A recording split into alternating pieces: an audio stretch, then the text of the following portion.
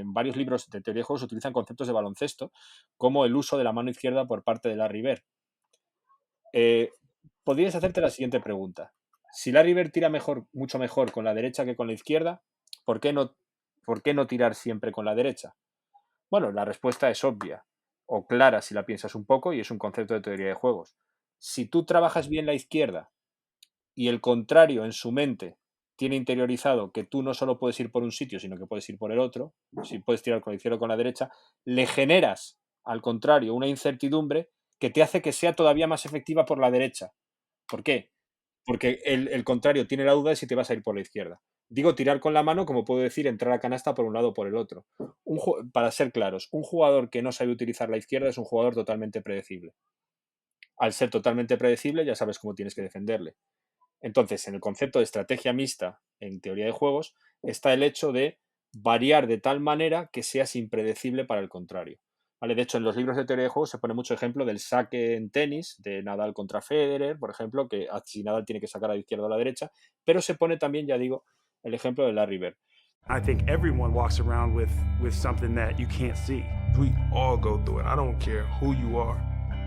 I don't care who you are, man. The best thing that I did was to come out and say, hey, look, I need some help. Estás escuchando Psych and Roll, un podcast donde cada semana traigo pelota, pista y cabeza en forma de invitados para hablar de psicología y baloncesto. Soy Javier Hernández y puedes apoyar este programa dándole like y suscribiéndote en YouTube y iVoox, o bien con tus 5 estrellas si es en Spotify o Apple Podcast donde lo estás escuchando. Y si esto de la psicología aplicada al barro de la pista te llama la atención, te dejo en la descripción un enlace donde puedes descargar gratuitamente mi manual con 10 más 1 maneras de entender tu psicología. Te mando un abrazo y que disfrutes de la charla. Buenas tardes, Ramiro Castillo, bienvenido a este episodio número 82 de Psych and Roll. ¿Qué tal? ¿Cómo estás? Muy bien, muchas gracias por invitarme, Javier. Me hace mucha ilusión y además yo creo que va a ser un tema muy productivo. Así que cuando quieras empezamos. Pues antes de adentrarnos, yo tengo, solo hacer una pregunta para también, yo por mi profesión, pues obviamente voy mucho a la persona, ¿no? E intento profundizar bastante en todo lo que no es la profesión, ¿no? Que siempre cuando nos preguntan quiénes somos, lo primero que nos sale casi de manera automática y atropellada es, pues, prácticamente mencionar de corrido nuestro currículum. Y a mí me interesa, pues, conocer primero quién es Ramiro Castillo fuera en este caso, de la economía y de lo que nos ha traído hasta aquí, que en parte, pues, también ha sido el Twitter y el baloncesto. Pues bueno, lo primero que te diría es que soy un padre de familia y que soy un apasionado del baloncesto. Esas dos cosas yo creo que se juntan en que soy una persona que intento disfrutar lo que puedo de la vida y luego tomarme las cosas un poco también, intentar orientar todas las cosas que hago en función de mi profesión docente. O sea, yo tengo una cierta vocación de docencia que viene de mis abuelos, que fueron profesores de geografía e historia, y entonces esa vocación la intento seguir porque es como una llamada que yo tengo que me hace pues querer volcarlo todo hacia ese ámbito. Entonces, pues bueno, cuando me propusiste hacer esta charla sobre deporte y psicología o sobre Moneyball y todo esto, pues es una de las cosas que me gustan mucho. Y pues voy a intentar reflejar un poco también cómo soy en la propia entrevista que hagamos, en la propia charla. Comentábamos fuera de micro que también parte de estas nuevas rutas que va a ir cogiendo el podcast, porque obviamente después de 80 y pico episodios hay que intentar también salirnos un poco del tiesto de solo baloncesto y solo psicología. Además porque, bueno, considero que hay que explorar también otras disciplinas que de alguna manera o de otra puedan dar de comer y dar ciertos nutrientes a los oyentes que nos puedan escuchar, pese a que no estén directamente relacionadas con estas dos disciplinas. Y una de ellas, pues, es toda la parte sobre economía, también economía conductual, que seguro que la tocamos y que en algún episodio alguno de los oyentes seguramente recuerda alguna pildorita sobre ciertos conceptos que he ido hablando. Y yo te quería empezar preguntando, Ramiro, por hacer un hilo entre esa vida personal y un poco ya cuando nos vayamos metiendo más en materia, si los conocimientos en docencia y también en economía, si te han ayudado a tomar mejores decisiones, si tú crees que junto con esa experiencia te ha ayudado a que calen también en tu vida personal, Bueno, lo has dejado más separado de lo que a veces te hubiera eh, gustado. quizá podría aplicar aquello de consejos vendo, pero para mí no tengo, que en muchas Eso es lo que ocasiones, haría yo, seguro. Eso ya te lo digo. que en muchas ocasiones Sí. ocurre. Yo intento o procuro tener en cuenta lo que he aprendido, o lo que creo que he aprendido en la economía para tomar las decisiones. Pero también es verdad que, aunque la economía te da un marco para pensar sobre los temas, son una especie de anteojos que te ayudan a mirar al mundo, una forma elegante de pensar, dicen también algunos economistas, pues realmente luego hay muchas cosas en consideración. Entonces, yo lo que me quedo es que sí que creo que esa visión que me da la economía me ayuda en general a tomarme con más reposo y con más rigurosidad, si quieres decirlo así, las decisiones que un poco importantes que tengo que tomar o que yo considero importantes dentro muchas veces de cosas materiales, porque también hay todo un mundo aparte en que quizá pues la economía sea bastante más secundaria. Ujú. Si vamos haciendo un traslado hacia un poco lo que vamos a utilizar de puente, que al final es el deporte, obviamente, eh, ¿qué concepto crees que ves más representado en el día a día, también por tus aficiones, los sitios que frecuentas y también por tu propia experiencia como docente? ¿Cuál crees que nombrarías si tuvieras que hacer una mezcla entre importancia y frecuencia potencial de aparición? Sin duda, el coste de oportunidad. En economía hay una cosa que es que cuando tú valoras cualquier tipo de decisión, tienes que tener en cuenta aquellas cosas a las que renuncias, el valor de la mejor alternativa a la que renuncias. Entonces, el meterte bien en la cabeza que cuando estás tomando una decisión, el coste de esa decisión, perdón, no es solo el dinero que pagues por hacer esa cosa concreta, sino aquello a lo que renuncias, es algo muy humano porque al final se deriva del tiempo, es decir, de que nuestro tiempo es finito, de que en ese sentido nuestros recursos son escasos y yo creo que es seguramente en el que el día a día, o sea, el principio de economía, o que se estudia en economía, que más se aplica en el día a día. Tendremos ocasión seguramente en la charla de hablar algunos ejemplos de coste de oportunidad relacionados con el baloncesto para explicar un poco el concepto, pero vamos, sin duda, esas alternativas a las que renuncias cuando tomas una decisión, tienes que tenerlas en cuenta y sobre todo también te ayuda a hacerte las preguntas adecuadas, que a veces es tan importante hacerte la pregunta adecuada como al final llegar o intentar llegar a una respuesta. Ujú. Yo creo que sería injusto que dejáramos a los oyentes con esos ejemplos en el aire hasta que el azar nos deje traerlo a la pista. ¿Cómo explicas tú esto en el día a día, en tus clases con Sí, tus alumnos? mira, ¿O yo cuáles crees que utilizo... son los ejemplos que también más te gustan, que a lo mejor pueden no ser Sí, los mismos? puede haber muchos. A mí me gusta mucho el ejemplo de un jugador de la NBA, que es Moses Malone, que Moses Malone es un pionero en que fue uno de los primeros o el primero que pasó directamente desde el instituto al profesionalismo, se saltó a la universidad. Entonces me gusta poner a los alumnos en el momento de ese Moses Malone joven en que tiene que tomar una decisión si pasarse al profesionalismo con los sueldos relativamente elevados que puedes tener frente a ir a la universidad. Entonces, claro, en el caso de la decisión de Moses Malone, que venía de una familia pobre de Petersburg, en Virginia, y que tiene una historia bastante de una familia, ya digo, relativamente de muy pocos recursos económicos y además con muchas necesidades al respecto, pues lo que ocurre es que estaba claro que de las alternativas que tenía, el hecho de pasarse al profesionalismo le ofrecía unas ventajas muy grandes respecto a la universidad, porque además no era un estudiante especialmente brillante, había tenido también dificultades para ello. Entonces, ese paso desde esa decisión que se toma entre ir al profesionalismo o ir a la universidad, en el caso, por ejemplo, del deporte americano, es algo que refleja muy bien el coste de oportunidad. Tú, cada vez que, si tomas la decisión de irte al profesionalismo, tendrías que descontar el hecho o tendrías que tener en cuenta el hecho de que estás renunciando a una educación universitaria.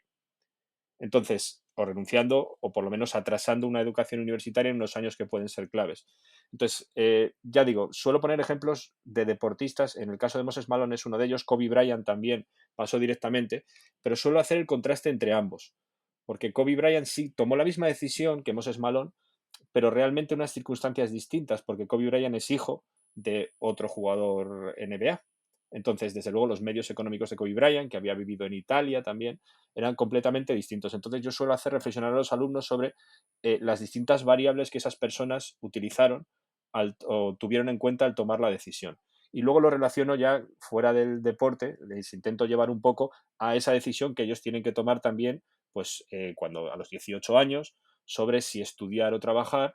Y al final, bueno, la verdad es que termino por decirles que estudiar sale rentable, pero bueno, pero que por lo menos que reflexionen sobre ese asunto. Y utilizo este tipo de ejemplos deportivos porque creo que pedagógicamente pues les interesan. Le hacía hace no mucho Nick Kyrgios una entrevista a Djokovic bastante profunda. Como siempre, pues, Novak no deja a nadie indiferente, ¿no? Es un deportista que a mí personalmente me gusta por esa parte de ser tan bueno y a la vez callarse tan pocas cosas, ¿no? Que es algo que es un rara avis en el deporte profesional. Y él decía que, bueno, que también, pese a que la gente pudiera pensar o envidiar, su coste de oportunidad de ser el mejor tenista para muchos de todos los tiempos, o a nivel de facto objetivo, pues ser el que más Grand Slams ha ganado, ha tenido un coste de oportunidad de que no ha podido pasar tanto tiempo como le hubiera gustado con su familia, con su hijo, haciendo otras cosas que para él también le reportan una satisfacción, un beneficio, porque pues a lo que pueda envidiar la gente de viajar en un jet privado, pues él estaba viajando en lugar de poder pasar tiempo haciendo otras tantas cosas que seguramente ya no pueda volver a vivir por la edad en la que se encuentra, claro. Sí, tienes toda la razón, y además has puesto un ejemplo yo creo muy bueno, porque los deportistas de élite, y ya no hablemos de alguien como Djokovic, que puede ser el mejor tenista de la historia o estar en la discusión, la clave es que renuncian a un montón de cosas por ser deportistas. Entonces, el que un alumno sea consciente de esas renuncias que tienes que hacer para hacer determinadas cosas es otra forma de entender bien el coste de oportunidad. Y creo que también nos han enseñado mucho a pensar las cosas a las que vamos a acceder cuando tomamos una decisión, pero poco en esa renuncia, o lo que se conoce también un poco a veces como vía negativa, ¿no? Todo aquello que retiramos en el momento en el que nos inclinamos hacia una dirección u otra. Y creo que a veces el deporte también nos enseña a tener esta perspectiva, sobre todo cuando conoces la cara B del caso, que nos dejamos llevar ahora con los Juegos Olímpicos también tan recientes, nos dejamos llevar un poco por esas medallas, pero quizá no vemos porque esos deportistas han estado 4 años sin poder hacer y pensar en otra cosa que no solo fuera su propia disciplina. Sí, y de hecho es que yo creo que el costo de oportunidad es una herramienta muy potente que explica también pues estas discusiones que tenemos sobre si en España se consiguen muchas o pocas medallas. Claro, lo que ocurre es que cuando tú a un deportista le haces renunciar a lo que tiene que renunciar para poder conseguir una medalla, le tendrás que apoyar a cambio. Tendrá que tener un apoyo externo para que esa decisión que ha tomado no le suponga, además de la renuncia personal y de entrenamiento, que no le suponga una renuncia a ingresos que nunca va a recuperar. Entonces, claro, eso habría que tenerlo en cuenta, por ejemplo, a la hora de hacer los planes para preparar a los deportistas españoles. Lo que no podemos pedir es pues, que ellos tengan una serie o por decirlo así, el nivel de medallas de Italia con el apoyo pues, muy inferior que puede tener en España, que le hace pues, no poder dedicarse a algo porque como está renunciando a otra cosa, no le estás dando los medios suficientes para que realmente esa renuncia les salga rentable. Claro.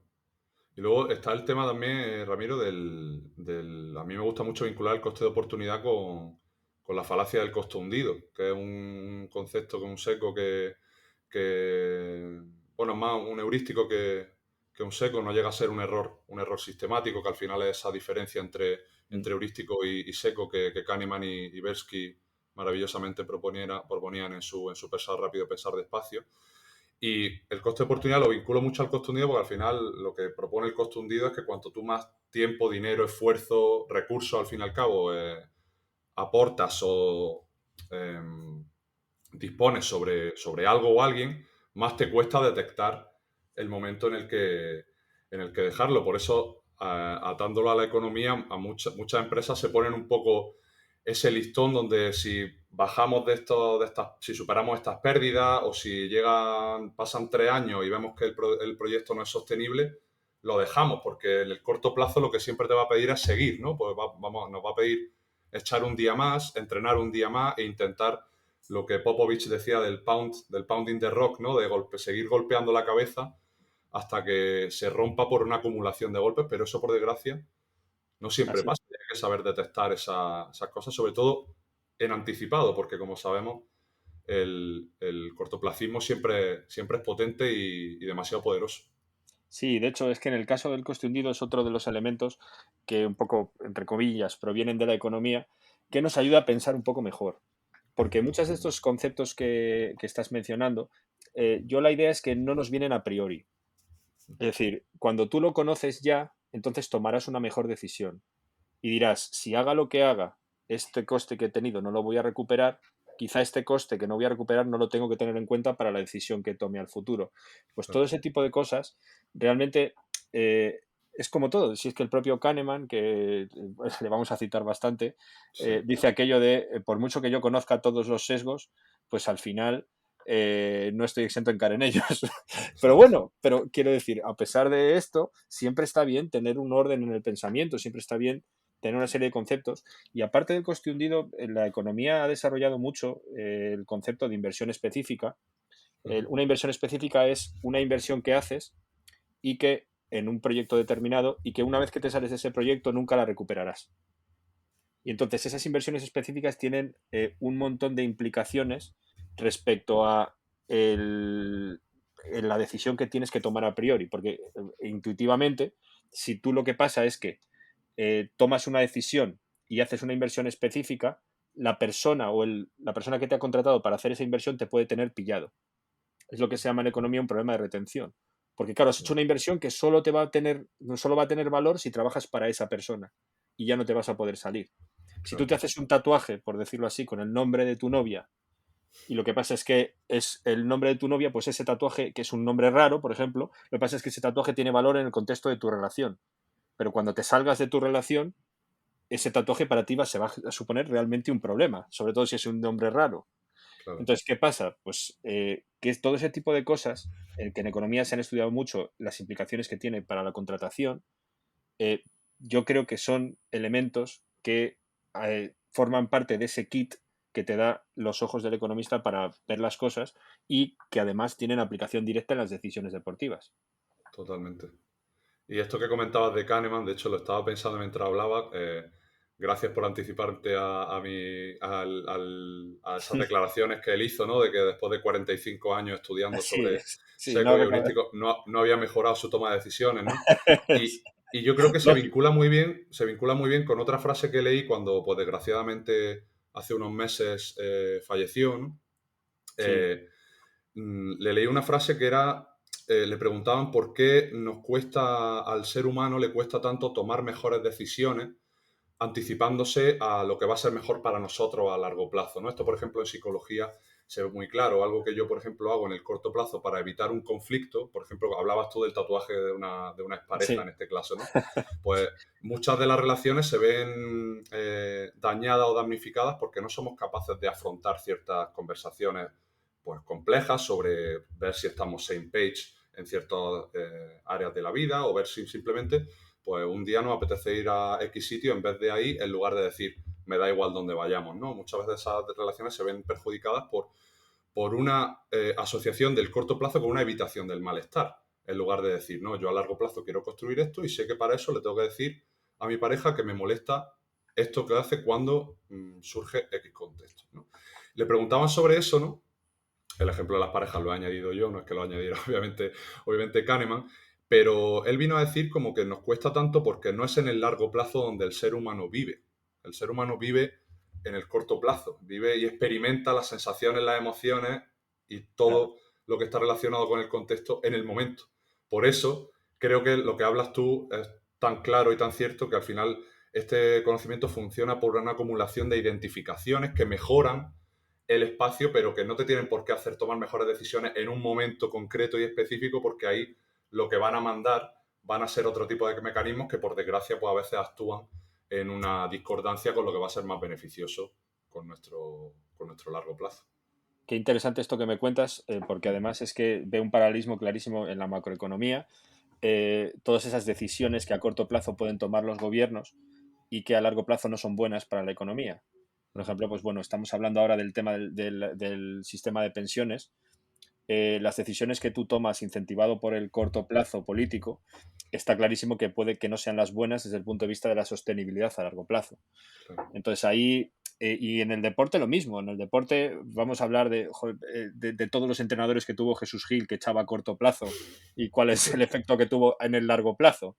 Entonces, de hecho, pues ya digo que a mí me gustan, por ejemplo, pues los equipos que tienen un proyecto a largo plazo y que incluso toman decisiones a corto plazo que quizá sean discutibles en el fragor de la batalla, pero solo por mantener una cultura de equipo o por mantener una decisión en largo plazo.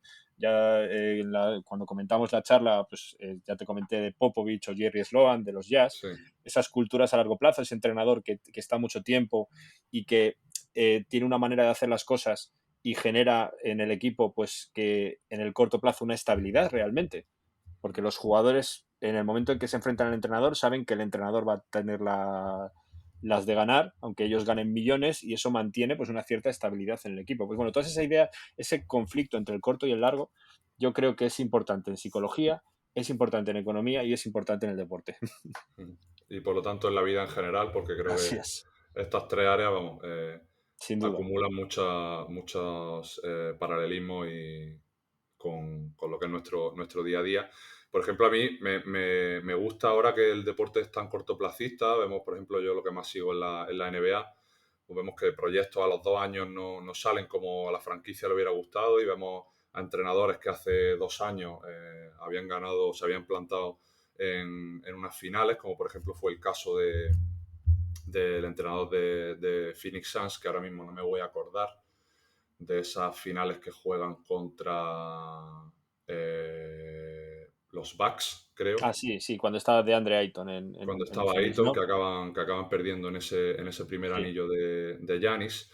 Y a los sí. 2 años acaban por echarlo y ese acaba siendo pues, el actual entrenador de los Pistons, ¿no? Y me gusta que un proyecto, por ejemplo, como el de Denver Nuggets, con Mike Malone, acabe ganando un anillo con un entrenador que creo que va a ser su 10ª mínimo Sí, temporada en la franquicia, más o menos por ahí, al final, pues fieles a ciertos valores que a lo mejor ahora le están jugando una mala pasada, le están criticando muchas decisiones de, por ejemplo, no retener a Bruce Brown, este año que está Bill sí. Caldwell Pope, porque no se quieren meter en impuestos de lujo, como por ejemplo sí está haciendo los Boston Celtics, que al final pues van a aprovechar ese momento, ¿no? Ese tren que a lo mejor solo pasa una vez, hasta dentro de muchísimos años. Sí. Y bueno, son diferentes maneras de ver, pero al final no puedes criticar que una franquicia, en este caso como los Denver, pues está siendo coherente, aunque eso les impida seguramente, a no ser que pase una sorpresa, pues volver a ganar un anillo, perdiendo en este caso pues la mejor versión de seguramente uno de los mejores jugadores de la historia, como va a ser Nikola Jokic. Sí, yo en este caso estoy muy de acuerdo contigo en que, de hecho, pues, me genera satisfacción cuando proyectos que son a largo plazo o proyectos que yo les veo una coherencia, pues tienen éxito. Lo que pasa que, claro, también es verdad que en determinadas ciudades o en determinados lugares, el caso es el de los New York Knicks claramente, Ahí está. lo que ocurre es que hay una presión de la prensa y una presión de la afición que te lleva a tomar decisiones cortoplacistas que no, en el largo plazo no funcionan. Claro, siempre hay lo mismo en economía que en estas cosas que estamos hablando, hay la idea de tener una especie de ancla, o sea, de alguien que haga una continuidad. Pues esa tradición, por ejemplo, de los Boston Celtics, Red Auerbach, esa tradición hace más fácil el tomar decisiones que no sean tan cortoplacistas, Ahí está. que crean una continuidad, pero Mm. quizá en equipos un poco, o bien que no tienen esa historia, o bien que tienen una urgencia muy grande, como es el caso de los Knicks, porque los Knicks, a ver, si tienen historia, si tienen en su momento con Willis Reed aquellos anillos y tal, pero bueno, también tuvieron un propietario muy desafortunado, que es el James Dolan Ujú. y que fastidió bastante las tomas de decisiones ahí. Pero bueno, que ya digo que algún ancla, algún elemento, ese Jerry Sloan en los Jazz, la familia Miller también en los Jazz, pues no sé, que permitan que un equipo tenga un comportamiento más pensando en un largo plazo estable. Si hacemos un traslado a la persona, pues sería un poco lo que en psicología llamamos los valores, ¿no? Que son al final esa estructura de conducta o de comportamientos que dan un sentido a las cosas que haces para no dejar todo al azar. Yo creo que también las franquicias deberían tener un poco estas señas o deberían de construir estas señas de identidad, la franquicia, y también me voy al equipo infantil de Torrelodones, por ejemplo, ¿sabes? O sea, Sí, cualquier equipo, un deporte, desde el momento en el que es colectivo, sí, debería tener o debería de también formar parte de los objetivos tanto del club como de los entrenadores más si hablamos de individuos específicos, de representar algo, ¿no? Para que también en la señal de sí, identidad y el sentimiento de pertenencia eso es. aumenten muchísimo, porque muchas veces eso te puede hacer que un jugador mejore un X% más o retener a ciertos jugadores que si se metemos el caso económico de por medio única y exclusivamente jamás tendrían en mente el quedarse al final. Se dice mucho, ¿no? Que los deportistas también son personas, pues, coño, también vamos a trabajar porque esos deportistas se sientan personas en el entorno en el que trabajan, ¿no? Sin duda, además, en muchos casos de éxito, y cuando digo éxito, muchas veces ni siquiera me refiero a ganar el anillo, sino porque, por ejemplo, los Utah Jazz no han ganado el anillo, pero Ujú. sí se puede decir que es una franquicia que durante mucho tiempo ha tenido éxito, en el sentido de que además cuando oyes hablar a los jugadores es que tú ves que ahí había un proyecto con unos valores y una construcción determinada que a otro le puede parecer que tiene que tener otros valores, otra construcción, pero por lo menos hay una coherencia y lo que dices tú también de categorías inferiores, claro, es que tú cuando digo una coherencia no me refiero a que en categorías inferiores, por ejemplo, tengas que tener como objetivo el ganar a toda costa y no, pero tener una serie de valores, coherencia, entrenadores, Ujú. un proyecto de club que genere lo que tú dices, que genere pues una dinámica positiva. Sin duda. Por continuar avanzando, Ramiro, creo que hablando mucho de deporte, hablábamos ahora también de ese cortoplacismo, creo que muchas de las decisiones que se toman son erróneas porque hay una misconception, ¿no? Que dirían los americanos entre la correlación y la causalidad. Creo que muchas veces tanto el aficionado medio como incluso, no hay que irse muy lejos, los propios trabajadores de franquicias, empresas o de otro tipo de contextos, se dejan llevar o sobre reaccionan por eventos que aparentemente están relacionados de una forma causal cuando pasa A ocurre B, pero que no dejan de ser correlaciones. Y aquí, antes de introducir uno de los conceptos que íbamos a mencionar hoy, que era esa crítica de Lucas, ¿no? Para que también la gente Mm. se vaya haciendo un poco al estómago, subiste hace no mucho un extracto no sé si era de un libro que hablaba, te menciono el extracto y ahora me matiza o lo contextualiza, que decía, hablando de clichés, ¿cuántas veces habéis oído que cuando tal o cual jugador hace, en este caso hablando de NFL, hace 100 yardas en un partido, su equipo gana el 90, el 93 o el 96% de los partidos, ¿no? Dice, esto nos encanta. Dice, es como decir que cuando el gallo está cacareando, ¿no? Por la mañana, ¿no? El sol sale un 90% del tiempo, ¿no? Dice, venga, causa y efecto. Dice, el equipo no había ganado porque el deportista hiciera esas 100 yardas, sino que el deportista hizo esas 100 yardas porque su equipo estaba ganando, ¿no? Y dices tú, no es que las yardas de la carrera del jugador X den más posibilidades de victoria, sino que el equipo favorece el juego de la carrera cuando ya va Eso. ganando, lo que hace más probable las buenas estadísticas de los jugadores. Disculpa mi Sí, no, atraque, es que, pero lo estaba traduciendo sobre la claro, marcha no, sí, y bastante había, bien, sí, y había bastante cosas bien, que por bastante mucho que bien lo lo haya has estudiado hecho. no me han salido. Pero creo que esto es un ejemplo maravilloso para muchos de esos artículos o de estadísticas totalmente aleatorias que salen por redes y que Sí, no vienen sino de una mala concepción de estos sí. dos términos.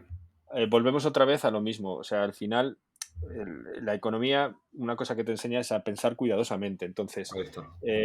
obviamente porque al mismo tiempo se dé la salida del sol y que el gallo cante, Ujú. no significa, o sea, hay que ver que el gallo cante no causa que el sol salga. Ahí está. Es decir, sería una correlación, eso sería una correlación, pero no es una causalidad. No existe causalidad entre el canto del gallo y la salida del sol. Y lo que dices, el ejemplo ese es que me pareció, es de un libro de la NFL, porque ahora me estoy metiendo bastante a intentar aprender un poquillo de NFL, y es un libro que lo podemos, si quieres, referenciar en el episodio, cuál Sí, es sin el duda. título. Y entonces me gustó porque es un ejemplo muy claro también de lo mismo, pero aplicado al deporte. Está clarísimo que lo que ocurre es que en fútbol americano, cuando haces jugadas de carrera, el tiempo corre, el tiempo no se para. Entonces, cuando vas ganando, favoreces las jugadas de carrera para que el tiempo se vaya agotando y al final termine el partido con tu victoria. ¿Qué pasa? Que claro, si favoreces el juego de carrera, los corredores, la gente que intenta ganar yardas corriendo, pues hacen más yardas.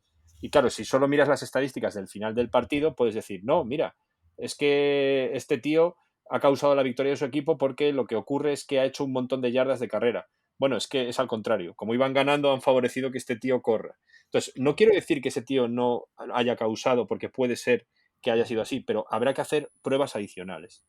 Habrá que ser cuidadoso en ver si lo causa o si no lo causa. Y ahí es donde viene la economía.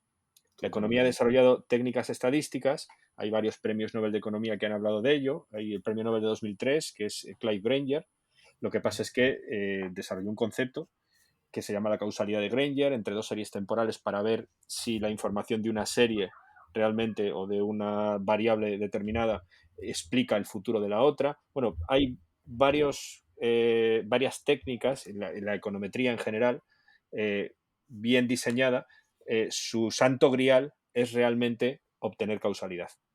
Claro. Y muchas veces la respuesta, los economistas en ese sentido son relativamente prudentes y muchas veces se reservan la frase causalidad hasta que ya no hay más sospechosos. Ujú. Es decir, las correlaciones en todo caso hay que tomarlas entre comillas, sería un poco hay que tomarlas con cautela, sería un poco la gran conclusión. Y sobre todo ver que sea realmente una correlación, que no tiene por qué ser malo el descubrirlo, Sí. pero el mayor problema sería directamente asociarlo a que una cosa ha pasado por la otra. Eh, en relación a esto, compartías alrededor de junio, ¿no? Una entrevista que le hacían a Sam Hauser, el jugador de los Boston Celtics, ¿no? Y él decía que muchos de mis mejores partidos han venido en mis peores calentamientos en el tiro, es decir, en mis noches más erráticas hablando de ese periodo prepartido, ¿no? Y algunos de mis mejores noches en el tiro perdón, algunas de mis peores noches en el tiro han venido por lo contrario, por una grandiosa etapa en el calentamiento, ¿no? Y tú aquí mencionas un concepto que yo por entonces no conocía, que me parece excelente, que esto es un muy buen ejemplo para explicar la intuición de la crítica de Lucas, que intentando darte el mejor pase, Ramiro, básicamente el resumen es que las Buena conclusiones asistencia. que hemos sacado bajo unas determinadas condiciones de presión, y creo que esto se puede asociar muy bien a esto que mencionábamos ahora de no dejarnos llevar por una estadística en el aire, sino que esa estadística debería estar representada bajo un contexto o debe ser nuestra responsabilidad el intentar profundizar y desarrollar en qué contexto se está dando, ¿no? Y decías que estas conclusiones que sacamos bajo unas determinadas condiciones de presión y ambiente, en este caso, no se pueden usar alegremente cuando se cambia el contexto. Efectivamente. Robert Lucas, Premio Nobel de Economía en 1995, en uno de sus artículos criticó las estimaciones econométricas o las estimaciones de variables que se habían hecho hasta ese momento en economía y son las conclusiones que se habían sacado, porque decía que se habían hecho bajo un régimen político concreto y bajo unas circunstancias concretas, en los años 60, en los años 50, y que tú no podías trasladar las conclusiones que hubieras sacado con esos datos a situaciones en que las expectativas de la gente podía haber cambiado y el sistema económico podía haber cambiado. Esto fue una revolución en economía, se llamó la crítica de Lucas, y fue una revolución porque hizo que muchos antiguos artículos muy estimados, por ejemplo, sobre el efecto del gasto, sobre el crecimiento económico, fueran desestimados o por lo menos revisados.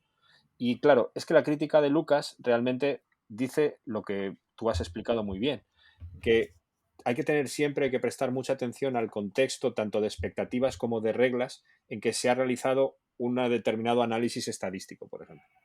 En el caso de Sandhauser, pues ese análisis, si tú has hecho un análisis de Sandhauser en partidos amistosos, cuidado, porque cuando tenga la presión de un séptimo partido de las finales, a ver cómo trasladas tú esos datos.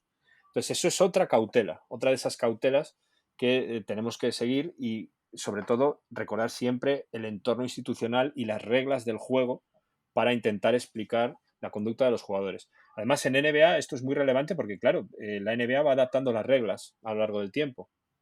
Entonces, esas reglas defensivas que van cambiando, por ejemplo, hace que un jugador con unas características determinadas, al que tú le viste una serie o le mediste una serie de estadísticas en el contexto de unas reglas, pueda cambiar respecto a otras, porque se hacen más o menos rigurosas. Entonces, eso es un concepto fundamental, me parece a mí, muy aplicado al deporte, aunque venga de la macro.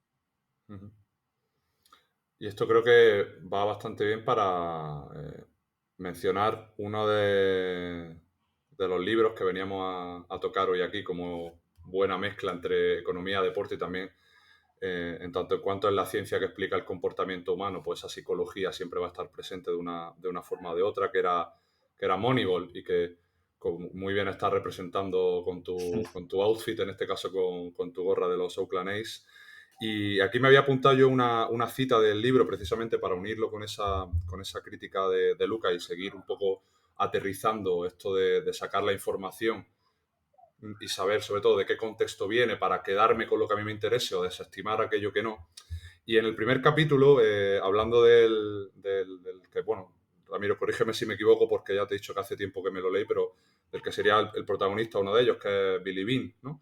Él le decían, ¿no?, que le fueron tan bien las cosas que nadie se tuvo que preocupar nunca de cómo se comportaría cuando las cosas no le fueran bien. Y creo que esto en el deporte pasa muchísimo, ¿no? ¿Cuántos jugadores se nos cae la baba de verlos en categorías inferiores o haciendo barbaridades de anotación y de estadísticas, pero nunca nos preguntamos, igual que hablamos antes con el coste de oportunidad, nunca nos preguntamos a qué estamos renunciando con las decisiones que tomamos, tampoco nos preguntamos cómo ese jugador reaccionaría ante un cambio de contexto. Y un ejemplo que se me acaba de ocurrir ahora mismo sobre la marcha ha sido el caso de los Juegos Olímpicos entre Jason Tatum y Derrick White, por ejemplo. Jason Tatum es un jugador que está única y exclusivamente acostumbrado a ser primera espada o uno de los mejores y de los puntales de su equipo. Y fíjate cómo Steve Kerr prefirió usar para ese rol de octavo, noveno, décimo jugador a un jugador como Derrick White que, pese a que su estatus no sea tan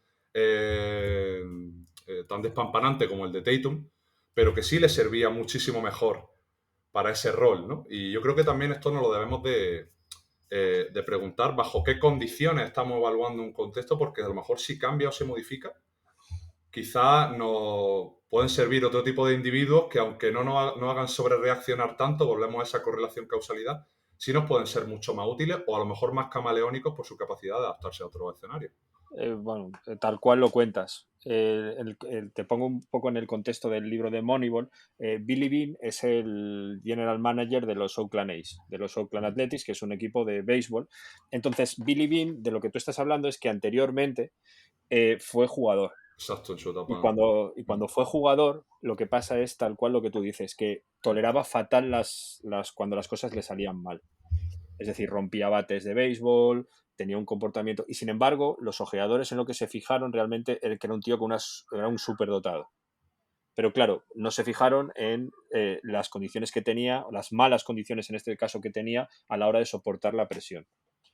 Entonces, tal cual, creo que es importantísimo tomar con cautela el comportamiento de alguien en un entorno, el caso de Billy Bean, en el entorno de un juego todavía no profesional, al trasladar a un juego profesional en que el nivel de presión va a subir y entonces esa intolerancia puede explotar.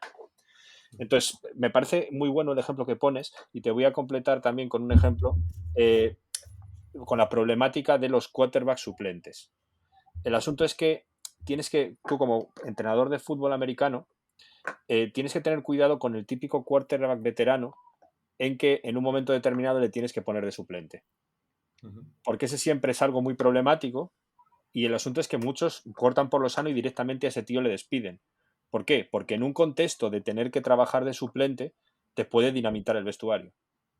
Qué bueno. Entonces, ese cambio, de hecho, bueno, hay un ejemplo que es el quarterback de los Carolina Panthers, en su momento, que fue Jake Delhomme, que llegó a la Super Bowl al equipo y que en un momento determinado fue cortado por Carolina y el entrenador dijo claramente que no había pasado nada con Delhomme, lo único que pasaba es que tenía miedo de que la dinámica del equipo cuando le pusiera de suplente cambiara y ni siquiera le dijo que era algo personal. Dice, si es que Delhomme es muy buen chico y quizá no se comporte así, pero por prevenir le cortamos. Entonces, de nuevo, eso es tener en cuenta que el cambio de entorno puede cambiar las circunstancias del jugador y yo creo que es la forma adecuada de verlo. Se le criticó mucho a... No tengo ni idea de fútbol, ¿eh? Me van a perdonarlo si los ejemplos no son correctos. Se le criticó mucho a Luis Enrique cuando hubo este cambio generacional y ya la etapa de pues, los Piqué, Sergio Ramos y demás, pues no era ya tan bollante, ¿no? Y creo que fue en concreto a Sergio Ramos al que dejaron fuera Así. en un torneo, no recuerdo si era Eurocopa Mundial, uno de los claves, ¿no? Y la gente se le echó encima, ¿no? Y Sí. creo que en parte, no sé si Luis Aragonés lo llegó a verbalizar Sí, en público, pero era por miedo o conocimiento de causa de no me voy a llevar a un puntal de la historia de España a que salga del banquillo e incluso me tenga que exponer a, pues como tú dices, a que me rompa un poco esa sí. química desde dentro, ¿no? Claro, en el caso, sí, tú estás diciendo el caso de Luis Enrique con Sergio Ramos, pero en la selección española se ha dado mucho anteriormente el caso de Raúl con Luis Aragonés también, que no le... O sea, eh, el asunto es que gente que tiene mucha experiencia en gestión... He dicho Luis Enrique o Luis Aragonés? No, al principio lo has dicho bien, has dicho que Ah, era vale. Luis Enrique, pasa que luego has Ah, dicho vale. Aragonés, pero vamos, Ah, vale. que el Pues concepto ha quedado claro. así la gente puede realmente Sí. confirmar de mi No, no, no, supuesto no, conocimiento pero sobre ha el sido fútbol. simplemente porque, o sea, lo has dicho Sí, bien, has dicho al sí, sí, principio Luis sí. Enrique.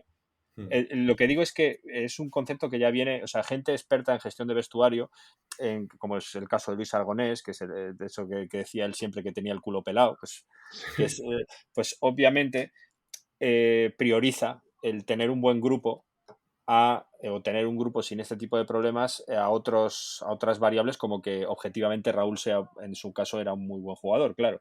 Claro. Entonces, pero eso también, incluso Clemente anteriormente también tenía su camarilla, entre comillas, y dejó fuera la quinta del buitre.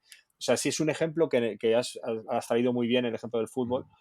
Es que además un vestuario de fútbol, quiero decir, en España, con toda la expectación que se genera con el tema de la selección, pues Claro. seguramente todavía sea más importante tener por lo menos el vestuario unido. Mm. ¿Y cuántos jugadores se han quedado por el camino o han manchado su imagen en esos últimos años de carrera por no saber adaptarse a un rol diferente? Recuerdo unas famosas declaraciones de Carmelo Anthony cuando fichó por Oklahoma, que un periodista con toda su valentía, la verdad, eso es algo de valorar, le preguntaba que cómo llevaría una potencial salida desde el banquillo para que el equipo pues, pudiera equilibrar bien lo que serían los focos de anotación, ¿no?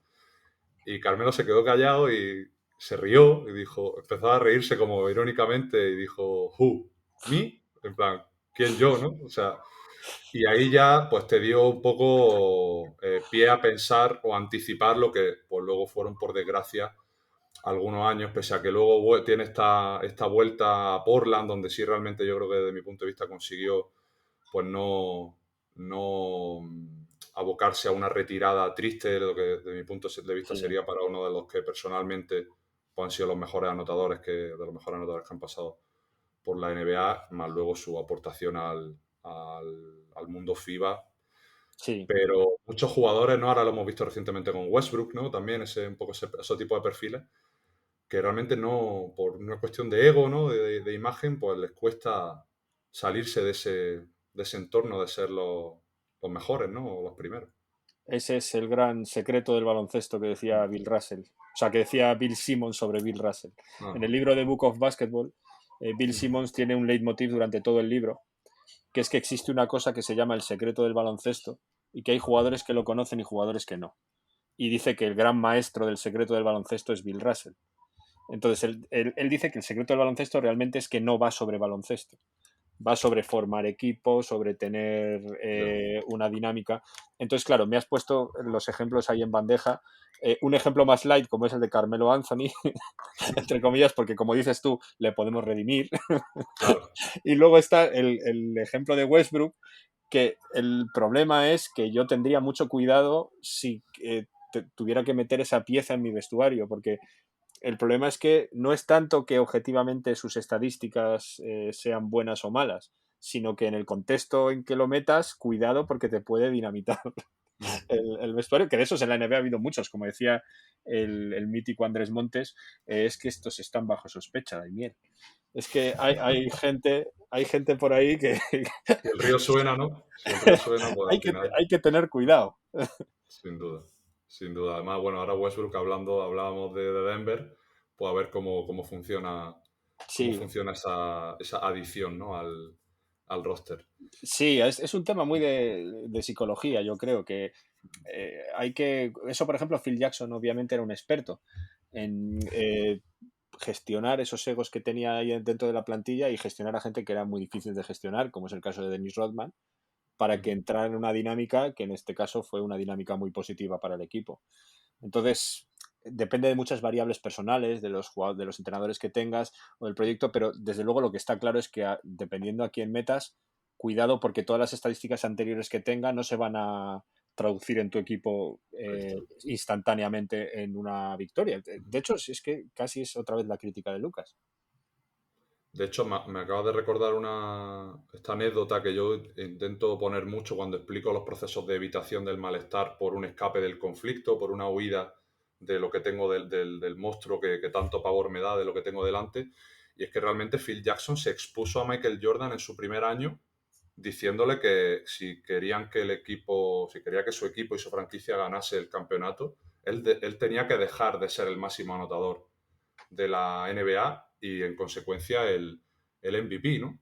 Y Jordan poco más que le mandó a la mierda, ¿no? En esas primeras interacciones, pero Phil Jackson fue capaz de transitar ese conflicto inicial, ese malestar que todos tenemos cuando estamos haciendo algo que en el corto plazo nos genera un poquito ese cosquilleo en el estómago y obviamente pues el largo plazo de esa decisión o de esa exposición de Phil pues está más que reforzado y reafirmado por esos 6 títulos y me parece uno de los mejores ejemplos para hablar de esa diferencia entre el corto y el largo plazo y de cómo exponernos a decisiones que para nosotros volvemos a la decisión valiosa, coherente y un poco esa estructura que llevamos mencionando durante toda la charla.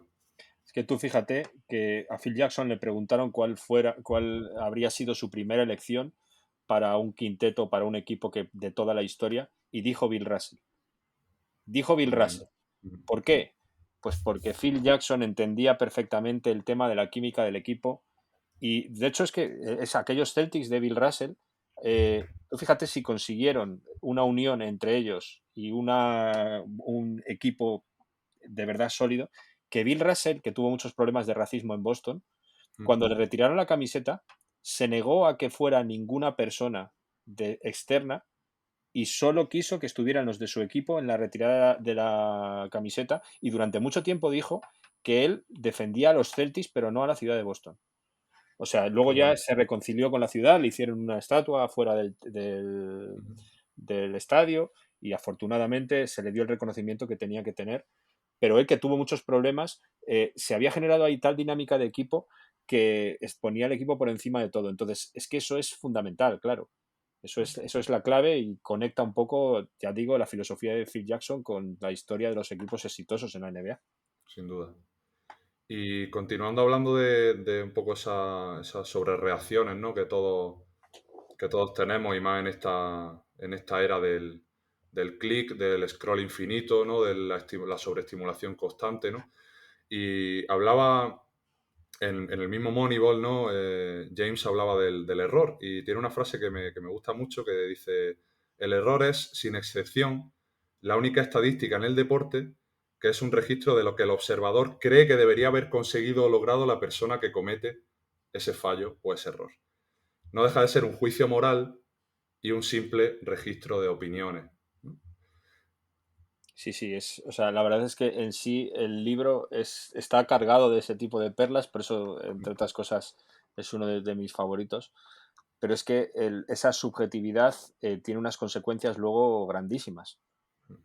O sea, porque en el momento en que tú te puedas convencer o no, o puedas interiorizar que has cometido un error porque el resto del mundo considera eso, puedes entrar en una dinámica totalmente negativa.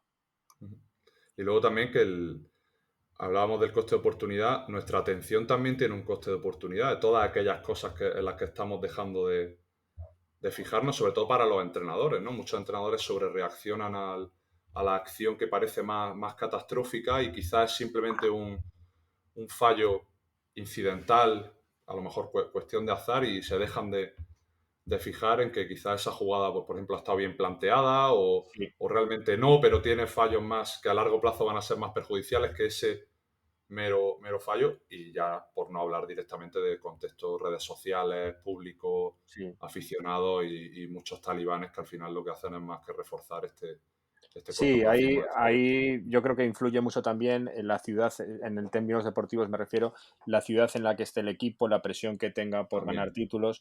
Y luego, pues sí que es verdad que en el caso de los entrenadores, esa gestión del error del jugador, pues es una variable clave. Y la sobrereacción yo creo que es negativa. A mí me pareció, pues en el caso del ACB, Jasikevičius, cuando estuvo en el Barcelona, yo una cosa que me sorprendía era la intensidad con la que vivía los partidos desde el principio hasta el final y cómo cualquier cosa que ocurriera en el segundo cuarto daba lugar a una sobrereacción total del entrenador que a ver, en mi opinión era demasiado presión para el jugador. Entonces, todo este tipo de dinámicas yo creo que un entrenador tiene que cuidarlas porque pueden hacer que un equipo triunfe o que se hunda. Bueno, de hecho, me sorprendió porque es verdad que el contexto ACB es muy opaco en lo que a declaraciones de jugadores se refiere, declaraciones profundas, más allá de han sido mejores que nosotros o tenemos que seguir entrenando bien en el día a día, ¿no? Y a Brina, en unas declaraciones de principio de temporada pasada, le hablaban sobre el fichaje de Grimau, que otro cabeza de turco que ha traído el cortoplacismo, ¿no? Y le preguntaban por Jasikevičius el año pasado y decía, es muy complicado rendir y estar a gusto cuando se te está gritando en el oído las 24 horas del día.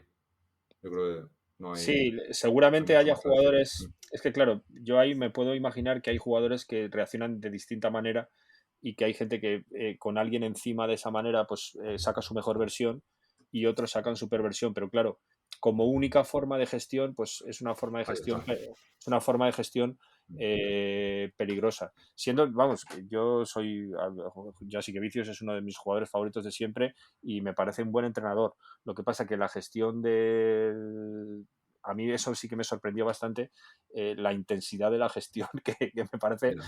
un filo, que puede salir bien o puede salir mal. Yo ahí no voy a profundizar mucho más porque los que me conocen, tanto del podcast como de otros escenarios, saben que no tampoco es santo de mi devoción y mucho menos pues sería estúpido por mi parte que defendiendo una psicología del jugador pues también me fuera ese tipo de lindes, ¿no? Al final lo que saco yo de todo esto es que tenemos una tendencia a la sobrereacción por eventos meramente a veces anecdóticos, ¿no? Y que muchas veces eso lo que implica es lo que acabamos de hablar, que lo importante suele pasar desapercibido y transita bajo radar, ¿no? Y aquí una de las cosas que queríamos hablar hoy también, Ramiro, era partió de una anécdota, pero al final fue un trabajo que fue lo del penalti de Nash, ¿no? Que bueno, a raíz de esa investigación de Ignacio Palacios Huerta y un poco también lo del tema de teoría de juegos, que también creo que sería interesante tocarlo, pues realmente se consiguió profundizar en algo que sí parecía meramente anecdótico o incluso expuesto al puro azar, como eran los penaltis, ¿no? Con esta vinculación constante de los penaltis son una lotería, ¿no? Yo creo que ha sido el adjetivo más utilizado. Sí. Y creo que sería interesante como continuar transitando esta charla con algo que realmente investigó Sí. y consiguió sacar una información puramente contextual que luego pues han podido utilizar equipos, Sí. en este caso la selección que fue creo que la holandesa, ¿no? En La 2010. holandesa, efectivamente. Exacto. Sí, a ver, todo el asunto viene, lo has dicho claramente, en que hay cosas que pasan bajo el radar y que sobrereaccionamos ante anécdotas y entonces tener una manera sistemática de pensar sobre ello es interesante. Entonces, partiendo de algo parecido a Moneyball, es decir, partiendo de que tú tienes un modelo que te va a permitir pensar de manera sistemática, pues luego puedes ver las desviaciones de ese modelo, de lo que te prediga ese modelo y estudiarlas. Entonces, lo que hizo Ignacio Palacios Huerta fue utilizar la teoría de juegos para ver cuál es la proporción óptima en que se deberían lanzar los penaltis para un gran lanzador. Y entonces identificar aquellos jugadores que no cumplían la proporción óptima. Me explico, si la proporción óptima para lanzar un penalti para un diestro fuera hacia la izquierda, porque un diestro tiene más tendencia a tirar hacia la izquierda de la portería, hacia la izquierda vamos a ver un 60% y hacia la derecha un 40% de las veces, pues la clave es que si tú ves que un tío tira el 80% de las veces a la izquierda, o sea, ya está incumpliendo esa proporción, explótalo. Explótalo porque le puedes dar la información al portero y darle una mayor probabilidad de pararlo. Entonces, Ignacio Palacios Huerta lo que hacía era, dado su modelo teórico, ver qué jugadores se desviaban. Y te voy a poner un ejemplo.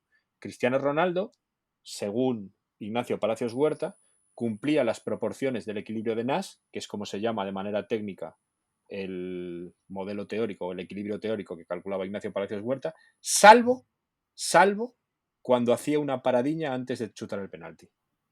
Cuando hacía una paradiña antes de chutar el penalti, tiraba desproporcionadamente a su lado natural. Es decir, como es diestro, hacia la izquierda. ¿Qué pasa? En su informe, Ignacio Palacios Huerta básicamente le decía al equipo, mira, si te enfrentas a Cristiano Ronaldo, pasa esto. Una idea interesante de lo de Ignacio Palacios Huerta es que no se puede aplicar o tiene menos aplicación a penaltis sueltos. Tiene más aplicación a tandas de penaltis. Claro. Y es especialmente además efectivo en los jugadores que él veía que se podían explotar esas ineficiencias, sobre todo eran jugadores que no estaban acostumbrados a tirar penaltis. Para entendernos, Mendieta, por ejemplo, que fue un jugador del Barcelona que era súper especialista en penaltis, a ese tío pocas ventajas vas a sacar contra él. Pero, sin embargo, en una tanda de penaltis que te tiene que tirar un defensa que no está acostumbrado a tirar, a ese sí que le puedes buscar un poquillo más las vueltas. Entonces es como dar una herramienta un poco a los equipos para decirles cosas que les pueden ayudar, a los porteros en este caso, que les pueden ayudar a comportarse mejor. La anécdota es que Ignacio Palacios Huerta era el asesor de la selección de Holanda, que Holanda llegó a la final del Mundial contra España.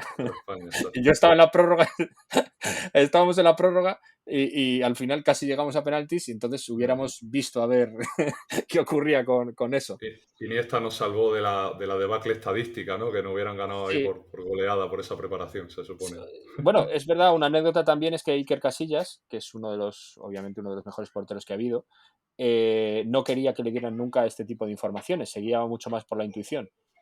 Pero bueno, eso encaja también dentro de una cosa que dice la economía, que es que al final los grandes jugadores, por mera repetición, simplemente por mera repetición y por hacer las cosas al más alto nivel durante mucho tiempo, llegan a las proporciones que predice el modelo teórico por pura experiencia. Es decir, Milton Friedman puso el ejemplo, es una metáfora muy famosa, la metáfora del jugador de billar.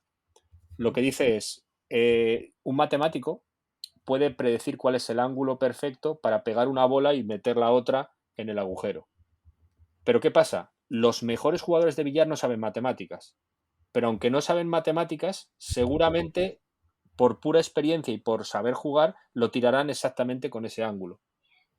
Entonces, el asunto es que el modelo te puede predecir lo que hará gente, que esa gente realmente no tiene por qué saber las mates que están detrás del modelo. En esto también se basa Ignacio Palacios Huerta. Obviamente, el que está tirando no sabe teoría de juegos, pero si es un tirador de penaltis consumado, se aproximará a lo que el ideal dice que tiene que ser. Entonces, ahí está un poco la idea. Aquí me encanta que me hayas dado tú este pase, ¿no? Hablábamos fuera de micro, ¿no? Que iba a ser un juego de pasarnos mutuamente más que una entrevista al uso, lo cual sigue la línea de mi podcast o lo que intento, que al final yo no soy ni periodista ni lo pretendo, ni mucho menos. Y es que la intuición es un término que nos pilla muy a mano, ¿no? Para explicar las cosas, ¿no? Tú ves a un jugador en un partido, ¿no? Y ves como, por ejemplo, en el caso del baloncesto, pues se anticipa una línea de pase cuando está saliendo un tirador del equipo atacante a recibir la bola y ves que está abierto, ¿no? Y dices, mira qué jugador más intuitivo, ¿no? Y yo, obviamente, poniendo siempre la psicología de por medio cada vez que puedo, la intuición no deja de ser una exposición durante muchos años, en el caso de los mejores deportistas de la historia, a eventos que con una alta probabilidad me han traído una satisfacción o algo reforzante para mí, que en este caso es robar la pelota y anotar una canasta en contraataque solo, ¿no? Claro, esto yo me voy exponiendo y al final lo que nos sale es la famosa frase de es que le sale solo.